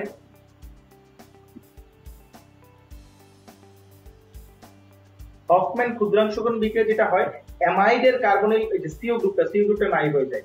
সি গ্রুপটা নাই হয় আলটিমেটলি কি হয়? একটা কার্বন কমে যায়, এখান থেকে এক কার্বন কম বিশিষ্ট অ্যামাইড থেকে এক কার্বন কম বিশিষ্ট অ্যামিন পাওয়া যায়। যেহেতু এখানে আমি অ্যারোমেটিক অ্যামাইড নিচ্ছি মানে বেনজামাইড, তাহলে এখান থেকে আমি অ্যানিলিন পাইলাম। এটাই পরীক্ষার প্রশ্ন ছিল, এটা 2015 সালে পরীক্ষাটাও আসছে ঢাকা ইউনিভার্সিটি পরীক্ষায়। এখন কথা হচ্ছে এই যে NH2 বা অ্যানিলিন উৎপন্ন হইলো, এই অ্যানিলিন এইখান থেকে উৎপন্ন হচ্ছে, অ্যানিলিন উৎপন্নের আরেকটা বিক্রিয়া আছে যে ক্লোরোবেনজিন থেকে কিউপ্রাস অক্সাইডের উপস্থিতিতে অ্যামোনিয়া দিয়ে যদি বিক্রিয়া করানো তাহলে এখান থেকে কি পাওয়া যায়, অ্যানিলিন পাওয়া যায়। এবং এখানে টেম্পারেচার এবং প্রেসারটা খুব ইম্পর্টেন্ট, পরীক্ষায় মাঝে মাঝে এখান থেকে প্রশ্ন আসে যে এই বিক্রিয়াতে টেম্পারেচার এবং প্রেসার কত। এটা খুব সুন্দর মতো আপনারা মুখস্থ করবেন যে এই বিক্রিয়াতে কত টেম্পারেচার এবং প্রেসার লাগে। টেম্পারেচার লাগে হচ্ছে কাইন্ড অফ 250 ডিগ্রি সেন্টিগ্রেড, আর প্রেসার লাগে হচ্ছে যে 150 থেকে 250 atm। তারপর একটু ক্রস চেক করবেন। বেনজিন ডায়াজোনিয়াম ক্লোরাইড, এটা হচ্ছে খুবই খুবই খুব ইম্পর্টেন্ট একটা টপিক। এখান থেকে পরীক্ষায় প্রচুর প্রচুর প্রচুর পরিমাণে প্রশ্ন আসে। বেনজিন ডায়াজোনিয়াম ক্লোরাইড, আসলে জিনিসটা বোঝার জন্য আপনাকে আগে বুঝতে হবে ডায়াজোনিয়াম, ডাইঅ্যাজো মানে দুইটা অ্যাজো, যখন কার্বন প্লাস হয় তখন সেটাকে আমরা বলি কার্বনিয়াম, তাহলে অ্যাজোটা যদি প্লাস হয় তাহলে নাম হলো অ্যাজোনিয়াম। তাহলে বেনজিন থাকবে একটা তার সাথে, তাহলে বেনজিন জোড়া লাগালাম, তাহলে বেনজিন ডায়াজোনিয়াম, দেন হচ্ছে ক্লোরাইড, তাহলে একটা ক্লোরিন থাকবে, তার মানে এই যৌগটার নাম হচ্ছে বেনজিন ডায়াজোনিয়াম ক্লোরাইড। আচ্ছা, এই বেনজিন ডায়াজোনিয়াম ক্লোরাইড যৌগটা কোথা থেকে উৎপন্ন হয়? বেনজিন ডায়াজোনিয়াম ক্লোরাইডটাকে অ্যানিলিন থেকে উৎপন্ন করা হয়। বেনজিন ডায়াজোনিয়াম ক্লোরাইডকে যদি আমরা অ্যানিলিনের সাথে যদি আমরা নাইট্রাস অ্যাসিডের বিক্রিয়া ঘটাই তাহলে এখান থেকে যেটা উৎপন্ন হয় বেনজিন ডায়াজোনিয়াম ক্লোরাইড উৎপন্ন হয়। বিক্রিয়াটা অবশ্যই 0 থেকে 5 ডিগ্রি সেন্টিগ্রেড তাপমাত্রায় করতে হয়। কেন 0 থেকে 5 ডিগ্রি সেন্টিগ্রেড তাপমাত্রায় করতে সেটা ব্যাখ্যা করছি। Now come to the point, nitrous acid কোথা থেকে আসে? একটু আগেই বলছি নাইট্রাস অ্যাসিড একটা ক্ষণস্থায়ী অ্যাসিড, এটার কোনো ডিরেক্টলি পাওয়া যায় না, সোডিয়াম নাইট্রেট এবং HCl মানে একটা খনিজের উপস্থিতি এদের উৎপন্ন হয়। এটা যদিও তোমরা অ্যালিফেটিক অ্যামিনো ডিগ্রি অ্যামিনোর সাথে নাইট্রাস অ্যাসিডের বিক্রিয়া দেখে আসছো। তো সেই অনুযায়ী আমি এখন যেটা করতে পারি যে অ্যানিলিনটা যেটা আছে, অ্যানিলিন এবং নাইট্রাস অ্যাসিডের বিক্রিয়াতে যেটা হবে এখান থেকে ডায়াজোনিয়াম ক্লোরাইড উৎপন্ন হয়। টেম্পারেচার 0 থেকে বরফ দিয়ে মেইনটেইন করা হয়। এখন কথা হলো যে টেম্পারেচার 0 থেকে 5 না হলে যদি টেম্পারেচার বাইরে যায় তখন কি ঘটনাটা ঘটবে? টেম্পারেচার বেশি হলে যেটা হয় এখান থেকে যে নাইট্রোজেনটা আছে, নাইট্রোজেনটা আনস্টেবল হয়ে নাইট্রোজেনটা স্ট্রাকচার থেকে রিমুভ হয়ে যায়। তো নাইট্রোজেন যদি স্ট্রাকচার থেকে রিমুভ হয়ে যায় তখন ধরো টেম্পারেচার যদি 35 ডিগ্রি সেন্টিগ্রেড হয় তখন নাইট্রোজেনটা রিমুভ হয়ে গেলে আলটিমেটলি যেটা হয় এখানে ধরো ক্লোরোবেনজিন হওয়ার কথা। বাট এই বিক্রিয়াতে না পানি উৎপন্ন হয়। পানি একটা নিউক্লিওফাইল হওয়ার কারণে পানির সাথে এটা করবে ক্লোরিনটাকে রিপ্লেস করে দিয়ে এখান থেকে ফেরল বানা করা। তার মানে ঘটনা যেটা ঘটবে যদি টেম্পারেচার আপনি হচ্ছে 0 থেকে 5 ডিগ্রি মেইনটেইন করতে না পারেন, নাইট্রাস অ্যাসিডের সাথে বিক্রিয়াতে যদি টেম্পারেচার 0 থেকে 5 ডিগ্রি সেন্টিগ্রেড মেইনটেইন না হয় তাহলে যদি ধরেন টেম্পারেচার সামহাও বেড়ে যায় নিয়ার অ্যাবাউট 35 ডিগ্রি সেন্টিগ্রেড হয় তখন আর আপনি বেনজিন ডায়াজোনিয়াম ক্লোরাইড পাবেন না। শুরুতে উৎপন্ন হবে হইলেও নাইট্রোজেনটা স্থিতিশীল থাকতে না পারার কারণে নাইট্রোজেন গ্যাস আকারে উৎপন্ন হয়ে যাবে। নাইট্রোজেন গ্যাস আকারে উৎপন্ন হওয়ার কারণে আলটিমেটলি আপনি ফেনল পাবেন। যেমন এটা একটু আগে আমরা দেখছিলাম, মনে আছে কিনা আপনাদের, দেখেন যে বেনজিন ডায়াজোনিয়াম ক্লোরাইডের মধ্যে আমরা যে পানির, আমি একটু যদি ব্যাকওয়ার্ড দিকে যাই, ব্যাকওয়ার্ড দিকে যদি আপনাদের একটু দেখাই যে ফেনলের বিক্রিয়াগুলোর মধ্যে যেটা ছিল ফেনলের প্রস্তুতির বিক্রিয়াতে, এই যে এখানে দেখেন ফেনলের প্রস্তুতিতে ল্যাবরেটরি প্রস্তুতি যেটা ছিল যে ডায়াজোনিয়াম ক্লোরাইড পানি দিয়ে হাইড্রোলাইসিস করছে, টেম্পারেচার বাড়ায় দিচ্ছে, নাইট্রোজেন রিমুভ হয়ে গেছে, তো পানি দিয়ে কি করছে ওই যে ক্লোরোবেনজিন থেকে ক্লোরিনটাকে রিপ্লেস করে ওই সাথে তার ক্লোরিনটার সাথে H মিলে HCl বানাচ্ছে। তো সেম জিনিসটা আমরা কিন্তু আচ্ছা আসলে রিজনটা জানলাম এই জায়গায় এসে। এখন আসেন এই যে ডায়াজোনিয়াম ক্লোরাইড হলো এটা যদি টেম্পারেচার বাড়ে তাহলে ফেনল হবে, ভালো কথা। এই যে বেনজিন ডায়াজোনিয়াম ক্লোরাইড এটা কিন্তু অনেকগুলা বিশেষ ধরনের বিক্রিয়া দেয়। এই বেনজিন ডায়াজোনিয়াম ক্লোরাইডের বিশেষ বিক্রিয়াগুলো আমরা স্টেপ বাই স্টেপ পরের পেজে দেখি। প্রথমে যেটা দেখলাম যে আসলে বেনজিন ডায়াজোনিয়াম লবণ, সরি স্লাইডটা দুইবার হয়ে গেছে, এটা হবে না। তো বেনজিন ডায়াজোনিয়াম লবণের মধ্যে যেটা দেখবো আমরা যে গ্যাটারম্যান বিক্রিয়া, এটা হচ্ছে বেনজিন ডায়াজোনিয়াম লবণ বা ডায়াজোনিয়াম ক্লোরাইড একটা বিশেষ ধরনের বিক্রিয়া। গ্যাটারম্যান বিক্রিয়াতে যেটা হয়, গ্যাটারম্যান বিক্রিয়া শুরুতে যেটা হয় যে বেনজিন ডায়াজোনিয়াম ক্লোরাইড যেটা আছে এটা থেকে আমরা যেটা করব কপার ক্যাটালিস্টের উপস্থিতিতে হিট দিব এবং হিট দিয়ে এর মধ্যে হচ্ছে ক্যাটালিস্ট নিয়ে তার মধ্যে হাইড্রোক্লোরিক অ্যাসিড দিব কপার ক্যাটালিস্টের উপস্থিতিতে। একটু আগে যেটা বললাম যে ডায়াজোনিয়াম ক্লোরাইড যদি হিট দেওয়া হয় তাহলে নাইট্রোজেনটা আনস্টেবল এখান থেকে রিমুভ হয়ে যায়। তাহলে নাইট্রোজেন রিমুভ হয়ে গেলে কি হবে? ক্লোরোবেনজিন থেকে যাবে। এখন দেখেন এখানে ক্লোরিন ছাড়া অন্য কোনো নিউক্লিওফাইল নেই, এখানেও ক্লোরিন এখানেও ক্লোরিন, তাহলে আলটিমেটলি আপনি এখান থেকে ক্লোরোবেনজিন পাবেন। এটাকে আমরা বলি হচ্ছে গ্যাটারম্যান বিক্রিয়া। এবার আসেন স্যান্ডমেয়ার বিক্রিয়া। স্যান্ডমেয়ার বিক্রিয়াতে যেটা হয়, স্যান্ডমেয়ার বিক্রিয়া আসলে যেটা করে হ্যালোজেন বা হ্যালোবেনজিন প্রস্তুত করার জন্য ব্যবহার করা থাকে স্যান্ডমেয়ার বিক্রিয়া। এখানে যে ঘটনাটা ঘটে ডায়াজোনিয়াম ক্লোরাইডের সাথে বেনজিন ডায়াজোনিয়াম ক্লোরাইডের সাথে যেটা নেওয়া হয়, মনোযোগ দিয়ে শুনবেন, এটার সাথে নেওয়া হবে যে HX, ক্যাটালিস্ট হিসেবে নেওয়া হবে কিউপ্রাস হ্যালাইড, ঠিক আছে? টেম্পারেচার হবে 100 ডিগ্রি সেন্টিগ্রেড। একটু আগে বলছি টেম্পারেচার বাইরে গেলে নাইট্রোজেন থাকবে না, নাইট্রোজেন বেড়ে চলে যাবে। তাহলে এখানে আপনি নিশ্চয়ই নিউক্লিওফাইল হিসেবে X, তাহলে Xটা দিয়ে ক্লোরিনের জায়গা দখল করলে পরে আলটিমেটলি এখান থেকে আপনি পাবেন হচ্ছে HCl। তো মজার ব্যাপার হচ্ছে যে আপনি জিজ্ঞেস করুন যে Xটা কি হতে পারে। Xটা হতে পারে হচ্ছে যে ক্লোরিন ব্রোমিন এবং আয়োডিন হতে পারে, সরি আয়োডিন হবে না, সায়ানাইড হতে পারে। আয়োডিন কেন হবে না, এটার একটা কোশ্চেন আসে যে হোয়াই নট আয়োডিন, বিকজ আমরা হ্যালোজেন হিসেবে তো আয়োডিন পেয়েছি। রিজন হচ্ছে যদি আপনি এখানে আয়োডিন নেন তার মানে HX এর জায়গায় আপনি নেবেন হাইড্রোজেন আয়োডাইড। আমি আয়োডিন লিখছি, আয়োডিন লিখে গোল্লা দিয়ে ক্রস লিখে দিলাম, কেন ক্রস? করতে হাইড্রোজেন আয়োডিন নেওয়া যাবে না, ঠিক আছে? এই হ্যালোজেন মানে এটা নেওয়া যাবে না।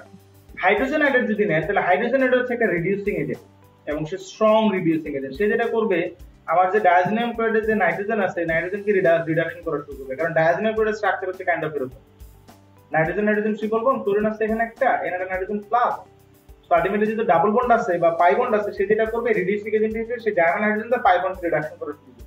তো that is directly hydrogen iodide দেওয়া যাবে না। তাহলে এই স্ট্যান্ডমিয়ার বিক্রিয়া গেল। এবার আসেন আমি যদি আয়োডোবেনজিন বানাতে চাই যে ডায়াজোনিয়াম ক্লোরাইড থেকে, তাহলে N2Cl, যেহেতু হাইড্রোজেন আয়োডাইড দিতে পারবো না তাহলে আয়োডাইডের অন্য সোর্স দিব, পটাশিয়াম আয়োডাইড, হিট দিব, হিট দিলে যেটা হবে নাইট্রোজেন বের হয়ে চলে যাবে, তাহলে আলটিমেটলি থাকার কথা ক্লোরোবেনজিন। বাট যেহেতু আয়োডাইড আছে, আয়োডাইড যেটা করবে ওই ক্লোরিনটাকে রিপ্লেস করে দিয়ে আয়োডোবেনজিন বানাবে, আর এখানে পটাশিয়াম ক্লোরাইড দিতে হবে।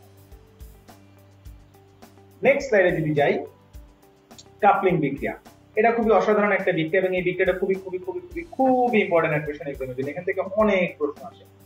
কাপলিং বিক্রিয়াতে যেটা হয়, কাপল হয়, কাপল মানে জোড়া লাগে। কি জোড়া লাগে? দুটো ডিফারেন্ট অর্গানিক স্ট্রাকচার জোড়া লাগে। তার মধ্যে একটা হচ্ছে যে বেনজিন ডায়াজোনিয়াম ক্লোরাইড। আমি যদি স্ট্রাকচারালি আমাদের রিঅ্যাকশন বোঝার সুবিধাতে এইভাবে আঁকাই, এর সাথে আমি যেটা নিব, আমি হচ্ছে ফেনল বা অ্যানিলিন নিব, NH2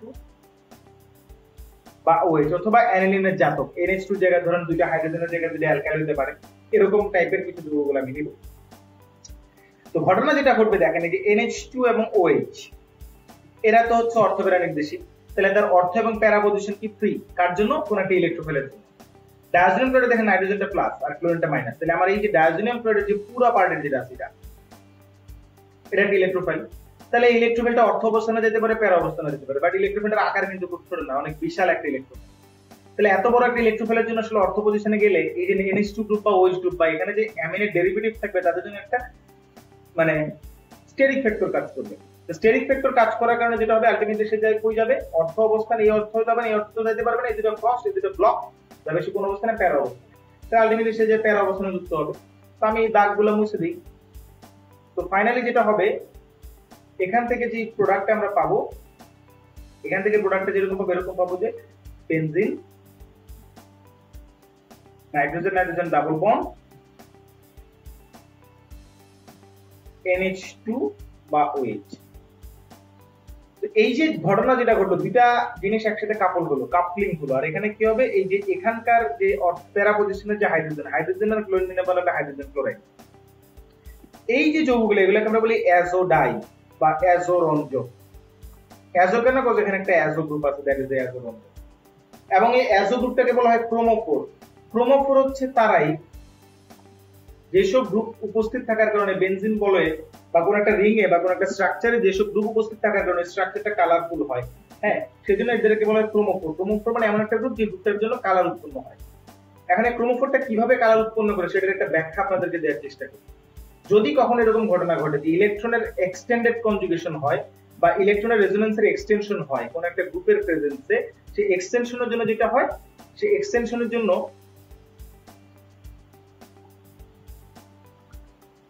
যৌগটা কালারফুল হয়। যেমন দেখেন এখানে একটা ডাবল বন্ড আছে, double bond, single bond, double bond, single bond, double bond, এখানে একটা কনজুগেশন ছিল। এই স্ট্রাকচারে কিন্তু সিমিলারলি একটা কনজুগেশন ছিল বা কনজুগেট ডাবল বন্ড ছিল। এখন কথা হচ্ছে এই যে conjugate double bond, conjugate double bond, এই দুটো কনজুগেট ডাবল বন্ডের মাঝখানে একটা গ্রুপ আসছে। গ্রুপ আসার কারণে দেখেন দুইটা কনজুগেট ডাবল বন্ডের যে ব্যাপারটা তাদের মধ্যে যে রেজোনেন্স ছিল সেটা কিন্তু এক্সটেন্ডেড হলো। কেমনে ব্যাপারটা দেখেন চিন্তা করে, যে এই যে রেজোনেন্স ছিল এই ইলেকট্রনটা কিন্তু এখন আর এখানে সীমাবদ্ধ থাকবে না। ধরেন এটা এখানে গেল, তাহলে এটা এখানে আসবে, তখন এটা যাবে কি, এটা এখানে যাবে, এটা এখানে আসবে, এটা এখানে আসবে। তো আলটিমেটলি এখানে যে একটা রেজোনেন্স হচ্ছে পুরো সিস্টেমের মধ্যে, মানে দুইটা আলাদা আলাদা রিং ছিল, এই দুইটা আলাদা আলাদা রিং এর মধ্যে মাঝখানে কানেক্টিং ব্রিজ হিসেবে একটা গ্রুপ আসলে, গ্রুপটা থাকার কারণে এক্সটেন্ডেড ডাবল বন্ড হলো, ডাবল বন্ড গুলো এক্সটেন্ড হলো, রেজোনেন্সটা এক্সটেন্ড হলো, রেজোনেন্স এক্সটেন্ড হওয়ার কারণে যেটা হবে এখানে এনার্জির একটা চেঞ্জ আসবে।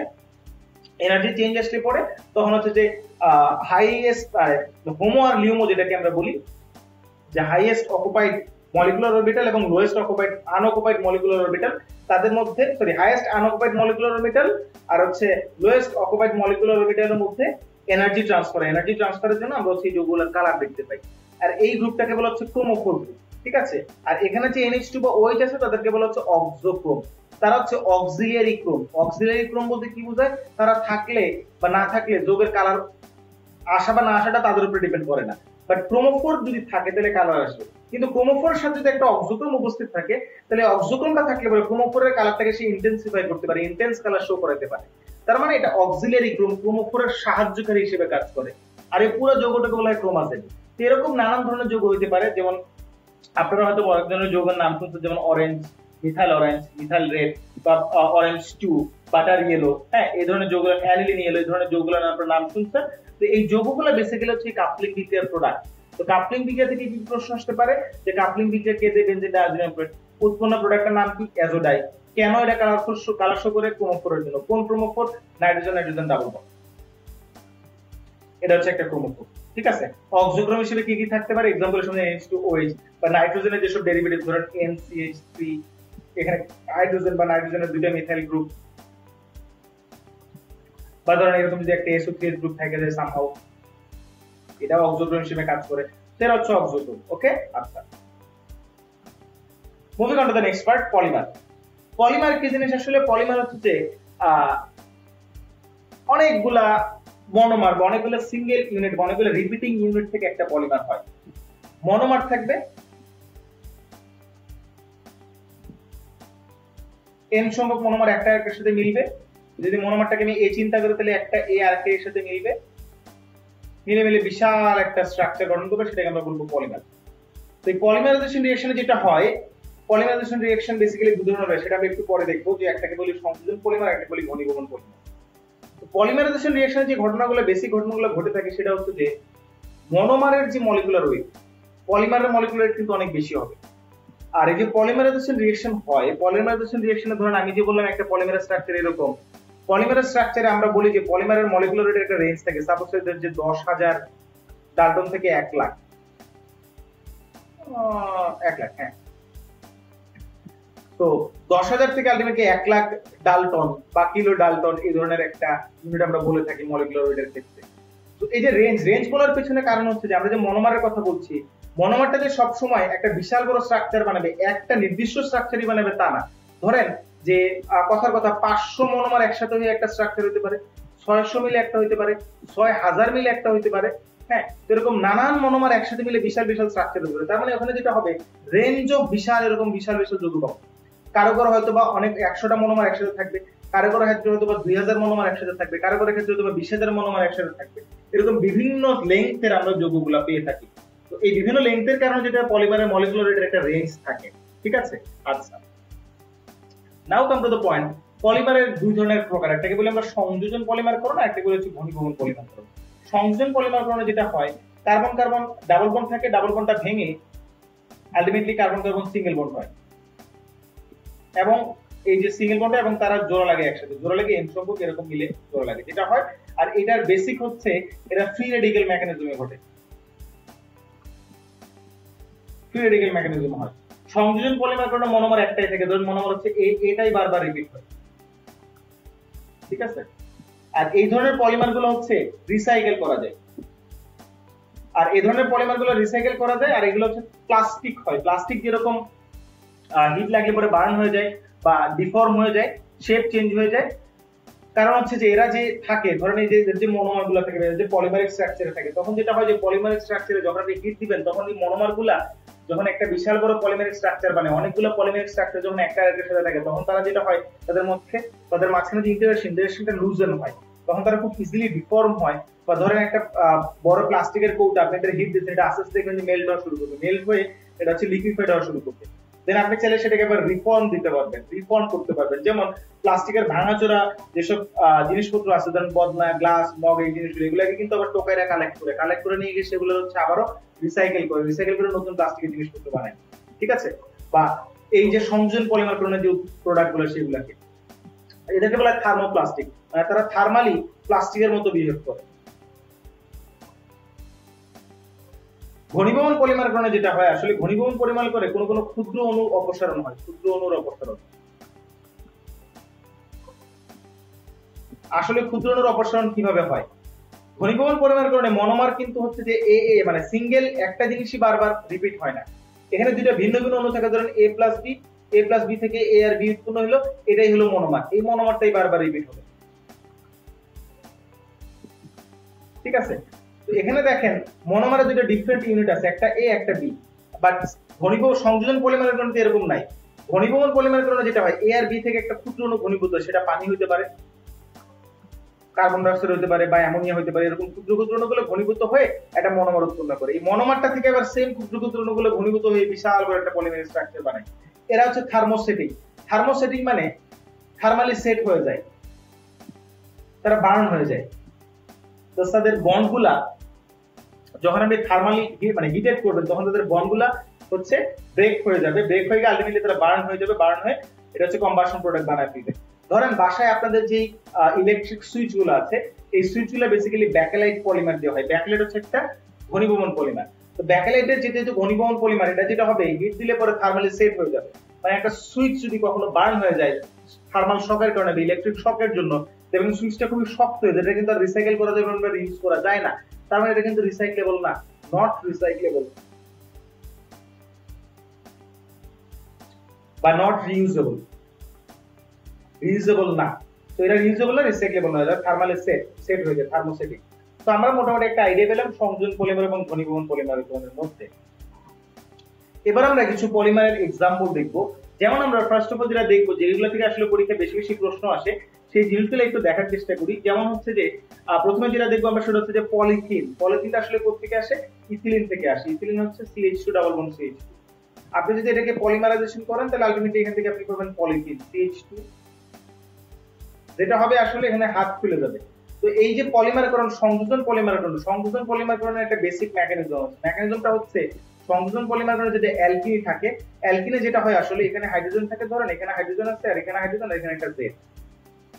এই জেডটা বিভিন্ন রকম হয়, তাহলে আলটিমেটলি এখানে জেড থাকবে, এখানে হাইড্রোজেন থাকবে, এখানে হাইড্রোজেন থাকবে, এখানে হাইড্রোজেন থাকবে। জেড যদি হয় হাইড্রোজেন তখন এটার নাম হয় পলিথিন। যেমন দেখেন এখানে CH2 এখানে জেড এর জায়গায় হাইড্রোজেন। আর আপনি যদি এখানে জেড এর জায়গায় জেড এর জায়গায় যদি ক্লোরিন দেন তাহলে এটার নাম হচ্ছে ভিনাইল ক্লোরাইড, মনোমারের নাম। তাহলে আলটিমেটলি পলিমারটা হবে PVC, পলিভিনাইল ক্লোরাইড, তার মানে CH2 CHCl। PVC পাইপের নাম শুনছেন, হ্যাঁ? তো PVC হয় আলটিমেটলি। তো PVC এর যে ভিনাইল ক্লোরাইডটা কোথা থেকে আসে? ভিনাইল ক্লোরাইডটা আসে আসলে অ্যালকাইন থেকে। অ্যালকাইন থেকে যেটা করে হাইড্রোক্লোরিক অ্যাসিড সংযোজন করলে যেটা হবে ভিনাইল ক্লোরাইড হবে। এখানে ক্যাটালিস্ট হিসেবে মার্কারি ক্লোরাইড ব্যবহার করা হয়ে থাকে। ঠিক আছে, তো এইভাবে আমরা হচ্ছে যেটা করতে পারি, এখান থেকে হচ্ছে আমরা PVC পাইতে পারি। আর এখানে টেম্পারেচার লাগে 250 ডিগ্রি সেন্টিগ্রেড টেম্পারেচার। এটা মাঝে মাঝে পরীক্ষা আসে, এখানে মার্কারি ক্লোরাইড ক্যাটালিস্ট হিসেবে ব্যবহার করে, এখানে HCl ব্যবহার করা হয়, এইগুলো জানতে চাই এটা থেকে এটা হলে কি হবে হয়। তো পলিথিনের ব্যবহার কি করবেন, PVC এর ব্যবহার কি করবেন। দেন আসি আমরা টেফলন। টেফলন হচ্ছে আসলে CF2 ডাবল বন্ড CF2, টেট্রাফ্লোরোইথিলিনের যে মনোমার, এই মনোমারটা যদি আমরা পলিমারাইজেশন করি তাহলে সেখান থেকে টেফলন পাওয়া যায়। আপনারা তো অনেকে নাম শুনছেন টেফলন কোটেড যেসব ননস্টিক ফ্রাই প্যান বা টেফলন কোটেড অনেক ধরনের প্যান আছে, যে প্যানগুলোতে রান্না করা হয়, সেগুলো হচ্ছে যে টেফলন কোটিং থাকার কারণে আলটিমেটলি যেটা হয়, যেটা হচ্ছে যে তেল দিয়ে রান্না করলেন বা কিছু রান্না করলেন সেটাতে পোড়া লাগে না, হ্যাঁ? সেজন্য হচ্ছে টেফলন কোটেড এইটা ব্যবহার করা হয়ে থাকে। তো এই যে টেফলনের সোর্স কি? টেফলন আসলে কোথা থেকে আসে? টেফলন হচ্ছে CHClF2 ডাইফ্লোরোক্লোরোমিথেন। এটাকে যদি হচ্ছে আপনি হিটেড করেন 900 ডিগ্রি সেন্টিগ্রেড তাপমাত্রা, এটা হচ্ছে একটা ফ্রিয়ন বা CFC সংকেত আমি আপনাদেরকে বলছি। যদি 900 ডিগ্রি সেন্টিগ্রেড তাপমাত্রায় হিটেড করেন তাহলে আলটিমেটলি এখান থেকে টেফলন এবং HCl উৎপন্ন হয়। এই টেফলনটা যদি হাই টেম্পারেচার এবং হাই প্রেসারে হচ্ছে আপনারা হাই প্রেসার হাই টেম্পারেচারে যদি আমরা পলিমারাইজেশন করি তাহলে আলটিমেটলি আমরা এখান থেকে টেফলন পাবো। স্টাইরিন হচ্ছে আসলে এই জিনিসটা, CH2 double bond CH benzene. তার মানে আসলে স্টাইরিনের জেড এর জায়গায় হচ্ছে বেনজিন আছে। তো স্টাইরিনটা আসে কোথা থেকে? স্টাইরিন হচ্ছে আসলে প্রথমে বেনজিনের মধ্যে হচ্ছে আমরা যেটা করি ইথিনের বিক্রিয়া করে। তাহলে বেনজিনের মধ্যে ইথিনের বিক্রিয়া করলে আলটিমেটলি এখান থেকে যেটা উৎপন্ন একটা অ্যালকাইলেশন বিক্রিয়ার মাধ্যমে যেটা উৎপন্ন সেটা নাম হচ্ছে যে ইথাইল বেনজিন। এই ইথাইল বেনজিনটার মধ্যে যদি আমি হচ্ছে আয়রন অক্সাইড বা ক্রোমিয়াম অক্সাইডের উপস্থিতিতে 650 ডিগ্রি সেন্টিগ্রেড তাপমাত্রায় ডিহাইড্রোজেনেশন করি তাহলে আলটিমেটলি সেখান থেকে যেটা পাওয়া যায় সেটাকে বলা হচ্ছে স্টাইরিন। সরি 2 আছে এখানে একটা CH, তাহলে ডিহাইড্রোজেনেশন করলে যেটা হবে এখান থেকে একটা হাইড্রোজেন যাবে, এখান থেকে একটা হাইড্রোজেন যাবে, তাহলে আলটিমেটলি পাবো স্টাইরিন। আর স্টাইরিনকে হাই টেম্পারেচার এবং হাই প্রেসারে যদি আমরা পলিমারাইজেশন করি তাহলে আলটিমেটলি পাওয়া যায় পলিস্টাইরিন, CH2 CH পলিস্টাইরিন। তো পলিস্টাইরিন আসলে কোথায় কোথায় ব্যবহার করা হয়? আমাদের যে খাবারের ওয়ান টাইম খাবারের প্লেট সেগুলোতে ব্যবহার করা হয়ে থাকে, টেলিভিশনের ক্যাবিনেটে পলিস্টাইরিন ব্যবহার করা হয়ে থাকে, ঠিক আছে। আচ্ছা, এবার আসে নাইলন 66 বা নাইলন 6, এটা হচ্ছে নাইলন 6, এগুলো হচ্ছে ঘনীভবন পলিমার। তো নাইলন 66 এ যেটা হয়, 6 আর 6 বেসিক্যালি কি রিপ্রেজেন্ট করে? এই নাইলনের নামটা কোথা থেকে আসে? নাইলন শব্দটা যদি আমি ইংলিশে লিখে দিলে আসে এরকম, NY মানে নিউ ইয়র্ক আর LN মানে লন্ডন। নিউ ইয়র্ক এবং লন্ডনের ডুপন্ট কোম্পানির দুজন সায়েন্টিস্ট, নিউ ইয়র্ক এবং লন্ডনের দুটো ল্যাবরেটরি ছিল, লন্ডনের দুই ল্যাবরেটরি সায়েন্টিস্টরা এই যৌগটা আবিষ্কার করতে প্রথমে এই পলিমারটাকে তাদেরকে স্মরণ করে ল্যাবরেটরিকে অনেকটা রেসপেক্ট করে নাম দেওয়া হয়েছে নাইলন, নিউ ইয়র্ক এবং লন্ডন। 6 আসলে কি রিপ্রেজেন্ট করে? 6 রিপ্রেজেন্ট করে আমাদের যে ঘনীভবন পলিমার কারণে A আর B দুইটা মিলে যে আলাদা আলাদা কম্পোনেন্ট মিলে যে AB বানায়, ওই AB এর A এবং B এর কার্বন সংখ্যা। প্রথম 6টা রিপ্রেজেন্ট করে ডাইঅ্যামিনকে, আরেকটা 6 রিপ্রেজেন্ট করে ডাইকার্বক্সিলিক অ্যাসিডকে। প্রথম 6টা ডাইঅ্যামিনকে, পরেরটা ডাইকার্বক্সিলিক অ্যাসিড। তো ডাইঅ্যামিন মানে দুইটা অ্যামিন থাকবে এবং কার্বন থাকবে 6টা, তাহলে 6 কার্বন বিশিষ্ট দুইটা অ্যামিন হচ্ছে এরকম CH2 NH2 এটা। আর ডাইকার্বক্সিলিক অ্যাসিড মানে দুইটা কার্বক্সিলিক অ্যাসিড গ্রুপ থাকবে, আবার কার্বন হবে 6টা, এই যে জিনিসটা। তাহলে এটার নাম হচ্ছে আসলে কয়টা মিথিলিন গ্রুপ আছে এখানে? 6টা। এটার নাম হলো হেক্সা মিথিলিন ডাইঅ্যামিন, আর এর নাম হচ্ছে অ্যাডিপিক অ্যাসিড।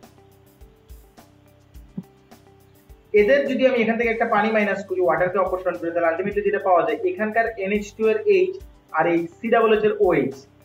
তার মানে আমি স্ট্রাকচারটা লিখলে হয়তো তোমরা খুব সহজে বুঝতে পারবা। 6NHCO মানে এই COOH এর OH আর এখানকার একটা হাইড্রোজেন গেছে, বাকি সবকিছু ঠিক থাকবে।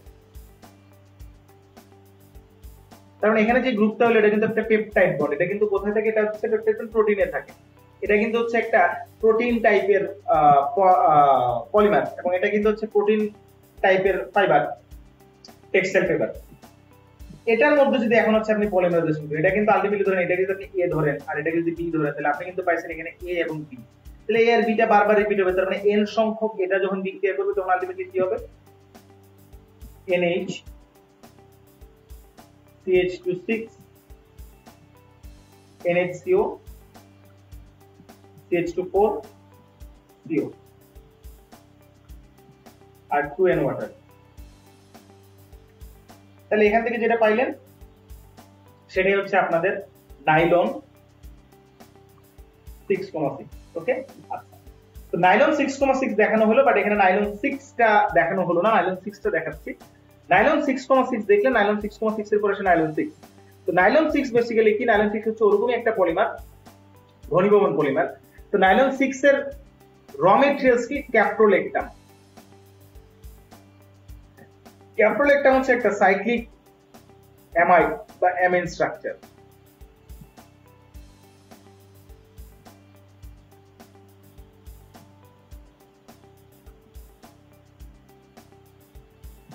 পাঁচটা CH2 গ্রুপ, মিথিলিন গ্রুপ, একটা CO, একটা NH, মানে এটা হলো একটা সাইক্লিক অ্যামাইড। এটা কিন্তু হচ্ছে আমি প্রোটনের অ্যাসিডিক মিডিয়াতে পলিমারাইজেশন করে আলটিমেটলি যেটা উৎপন্ন করি এটা হচ্ছে এখান থেকে এই ক্যাপ্রোলেকটামটা এখান থেকে হচ্ছে নাইলন 6 উৎপন্ন করে। নাইলন 6 কেন? আসলে নাইলন 6 বলার পেছনে উদ্দেশ্য হচ্ছে এখানে যেটা হবে, এখানে হচ্ছে 6টা কার্বন বিশিষ্ট একটা পলিমার, এখানে CONH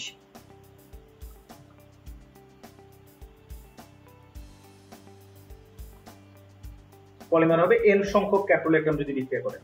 তো এই যে এই বন্ডটা হচ্ছে এই জায়গায় ব্রেকডাউন হয় এবং এই জায়গায় ব্রেকডাউন হয়, তাহলে আলটিমেটলি যেটা হয় এখানকার কার্বনের একটা হাত খেলে এই CH2 এর একটা হাত খেলে তখন হচ্ছে এই যে CH2 দিকে কার্বনের দিকে CH2 হচ্ছে 5টা। ওকে, আচ্ছা, বাট এই ক্যাপ্রোলেকটামটা আসছে কোথা থেকে? এই ক্যাপ্রোলেকটামের সোর্স হচ্ছে শুরুতে যেটা করা হয়, ফেনলকে হাইড্রোজেনেশন করা হয় নিকেলের উপস্থিতিতে, আমরা অলরেডি দেখছি। ফেনলের বিজারণ বিক্রিয়াতে, গোলাটা হবে না, তার মানে ভেতরের ডাবল বন্ড গুলো নাই হয়ে যাবে।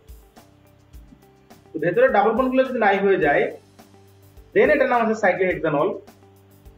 এটাকে এখন যেটা করা হবে, এই সাইক্লোহেক্সানলের মধ্যে এটাকে ক্যাটালাইটিক ডিহাইড্রোজেনেশন করা হবে কপারের উপস্থিতিতে। কপারের উপস্থিতিতে 200 ডিগ্রি 50 ডিগ্রি সেন্টিগ্রেড তাপমাত্রায় ক্যাটালাইটিক ডিহাইড্রোজেনেশন, মানে এখান থেকে একটা হাইড্রোজেন যাবে আর এই যে কার্বন, কার্বন থেকে একটা হাইড্রোজেন যাবে, তাহলে আলটিমেটলি আমরা পাবো oxygen carbon double bond.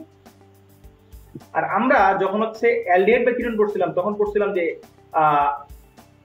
Amine জাতকের সাথে অ্যালডিহাইড বা কিটোনের বিক্রিয়া, সেখানে দেখছিলাম কি হয়, অ্যামিন জাতকের হাইড্রোজেনের দুইটা হাইড্রোজেন যায় আর এখানের অক্সিজেন দুইটা যে আলটিমেটলি কার্বন আর হাইড্রোজেনের মধ্যে ডাবল বন্ড হয়ে যাবে, হয়ে তখন এরকম একটা স্ট্রাকচার আসবে। স্ট্রাকচারটা হবে অনেকটা কাইন্ড অফ এরকম যে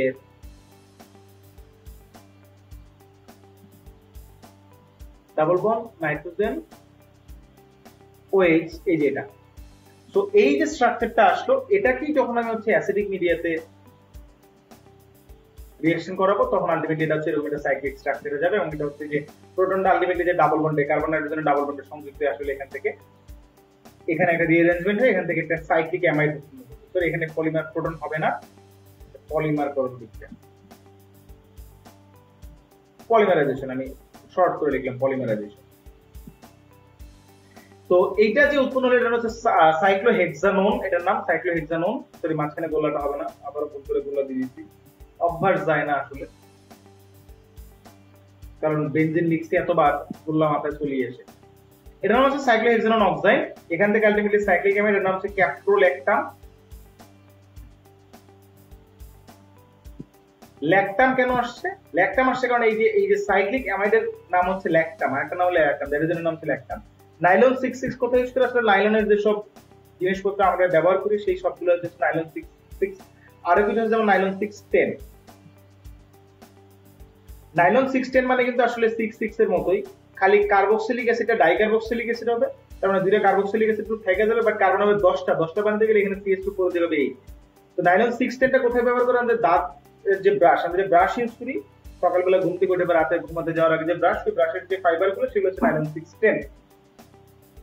ওকে, সো আমরা প্রায় শেষের দিকে চলে আসছি, সেটা হচ্ছে ব্যাকেলাইট এবং ইউরোফরমালডিহাইড রেজিন। ব্যাকেলাইট এবং ইউরোফরমালডিহাইড রেজিন আসলে পলিমারাইজেশন কেমনে হয় সেটা কখনো জানতে চায় না, আসলে জানতে চাই যে ব্যাকেলাইট এবং ইউরোফরমালডিহাইড রেজিনে যে মনোমারটা কি আর সেটা থেকে আলটিমেটলি প্রোডাক্টটা কি আসে।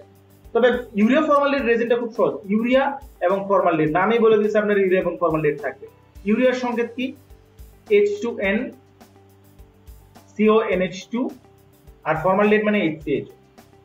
তো আলটিমেটলি তাদের মধ্যে যদি আমি হচ্ছে ঘনীভবন করি তাহলে আলটিমেটলি কি উৎপন্ন হয়? ঘনীভবন করলে এখান থেকে H2N CONH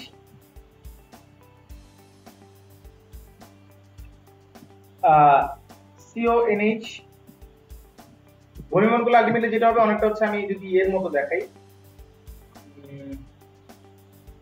যেহেতু এখানে ফরমালডিহাইড আছে আর এখানে NH2 আছে, NH2 হচ্ছে অনেকটা অ্যামিন জাতকের মতো, তাহলে ফরমালডিহাইড মানে HC ডাবল বন্ড OH, তাহলে এখানে কার্বনের সাথে নাইট্রোজেনের ডাবল বন্ড হবে, তাহলে ultimately CO N double bond CH2।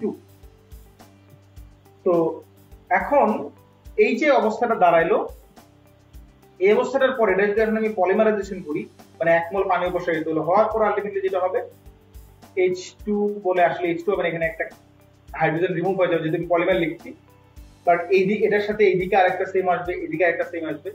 তো আলটিমেটলি প্রোডাক্ট হিসেবে আমরা পাবো হচ্ছে যে NHCO NHCH2 এটা। তো মাঝখানে এটা আমরা না রাখি, রিমুভ করে দিই, এটা জাস্ট বোঝানোর সুবিধার্থে দিছিলাম।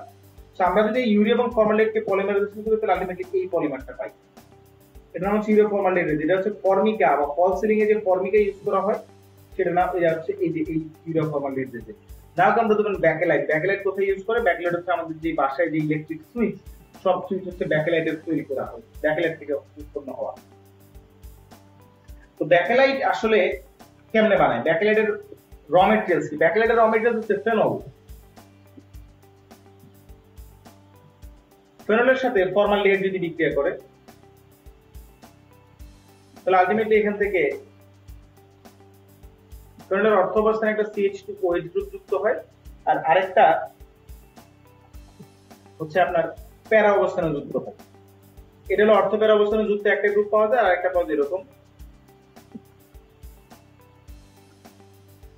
দুইটা অর্থ অবস্থানে CH2OH গ্রুপ যুক্ত এরকম দুটো যৌগ পাওয়া যায়।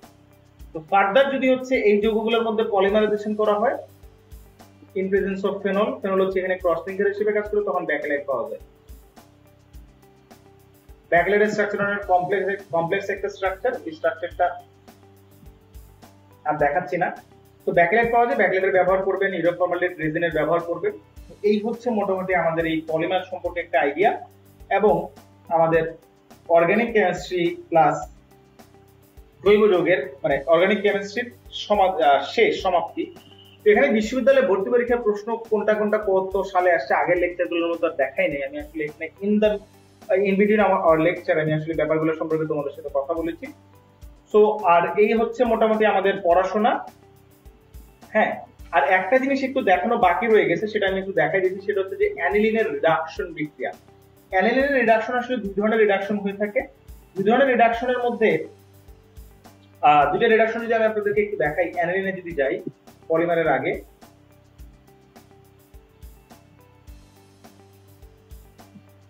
আসলে নাইট্রাস অ্যাসিডের সাথে বিক্রিয়াটা তো বললাম, স্লাইডটা বাদ যাবে।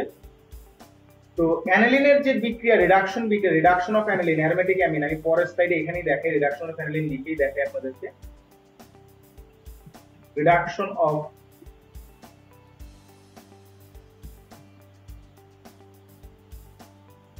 অ্যানিলিন, যদি রিডাকশন করা হয় অ্যানিলিনকে, সরি ডায়াজোনিয়াম ক্লোরাইডের রিডাকশন, সরি আমি বারবার অ্যানিলিন বলছি কেন, ডায়াজোনিয়াম ক্লোরাইডের রিডাকশন, অ্যানিলিন না, রিডাকশন ডায়াজোনিয়াম ক্লোরাইড N2Cl,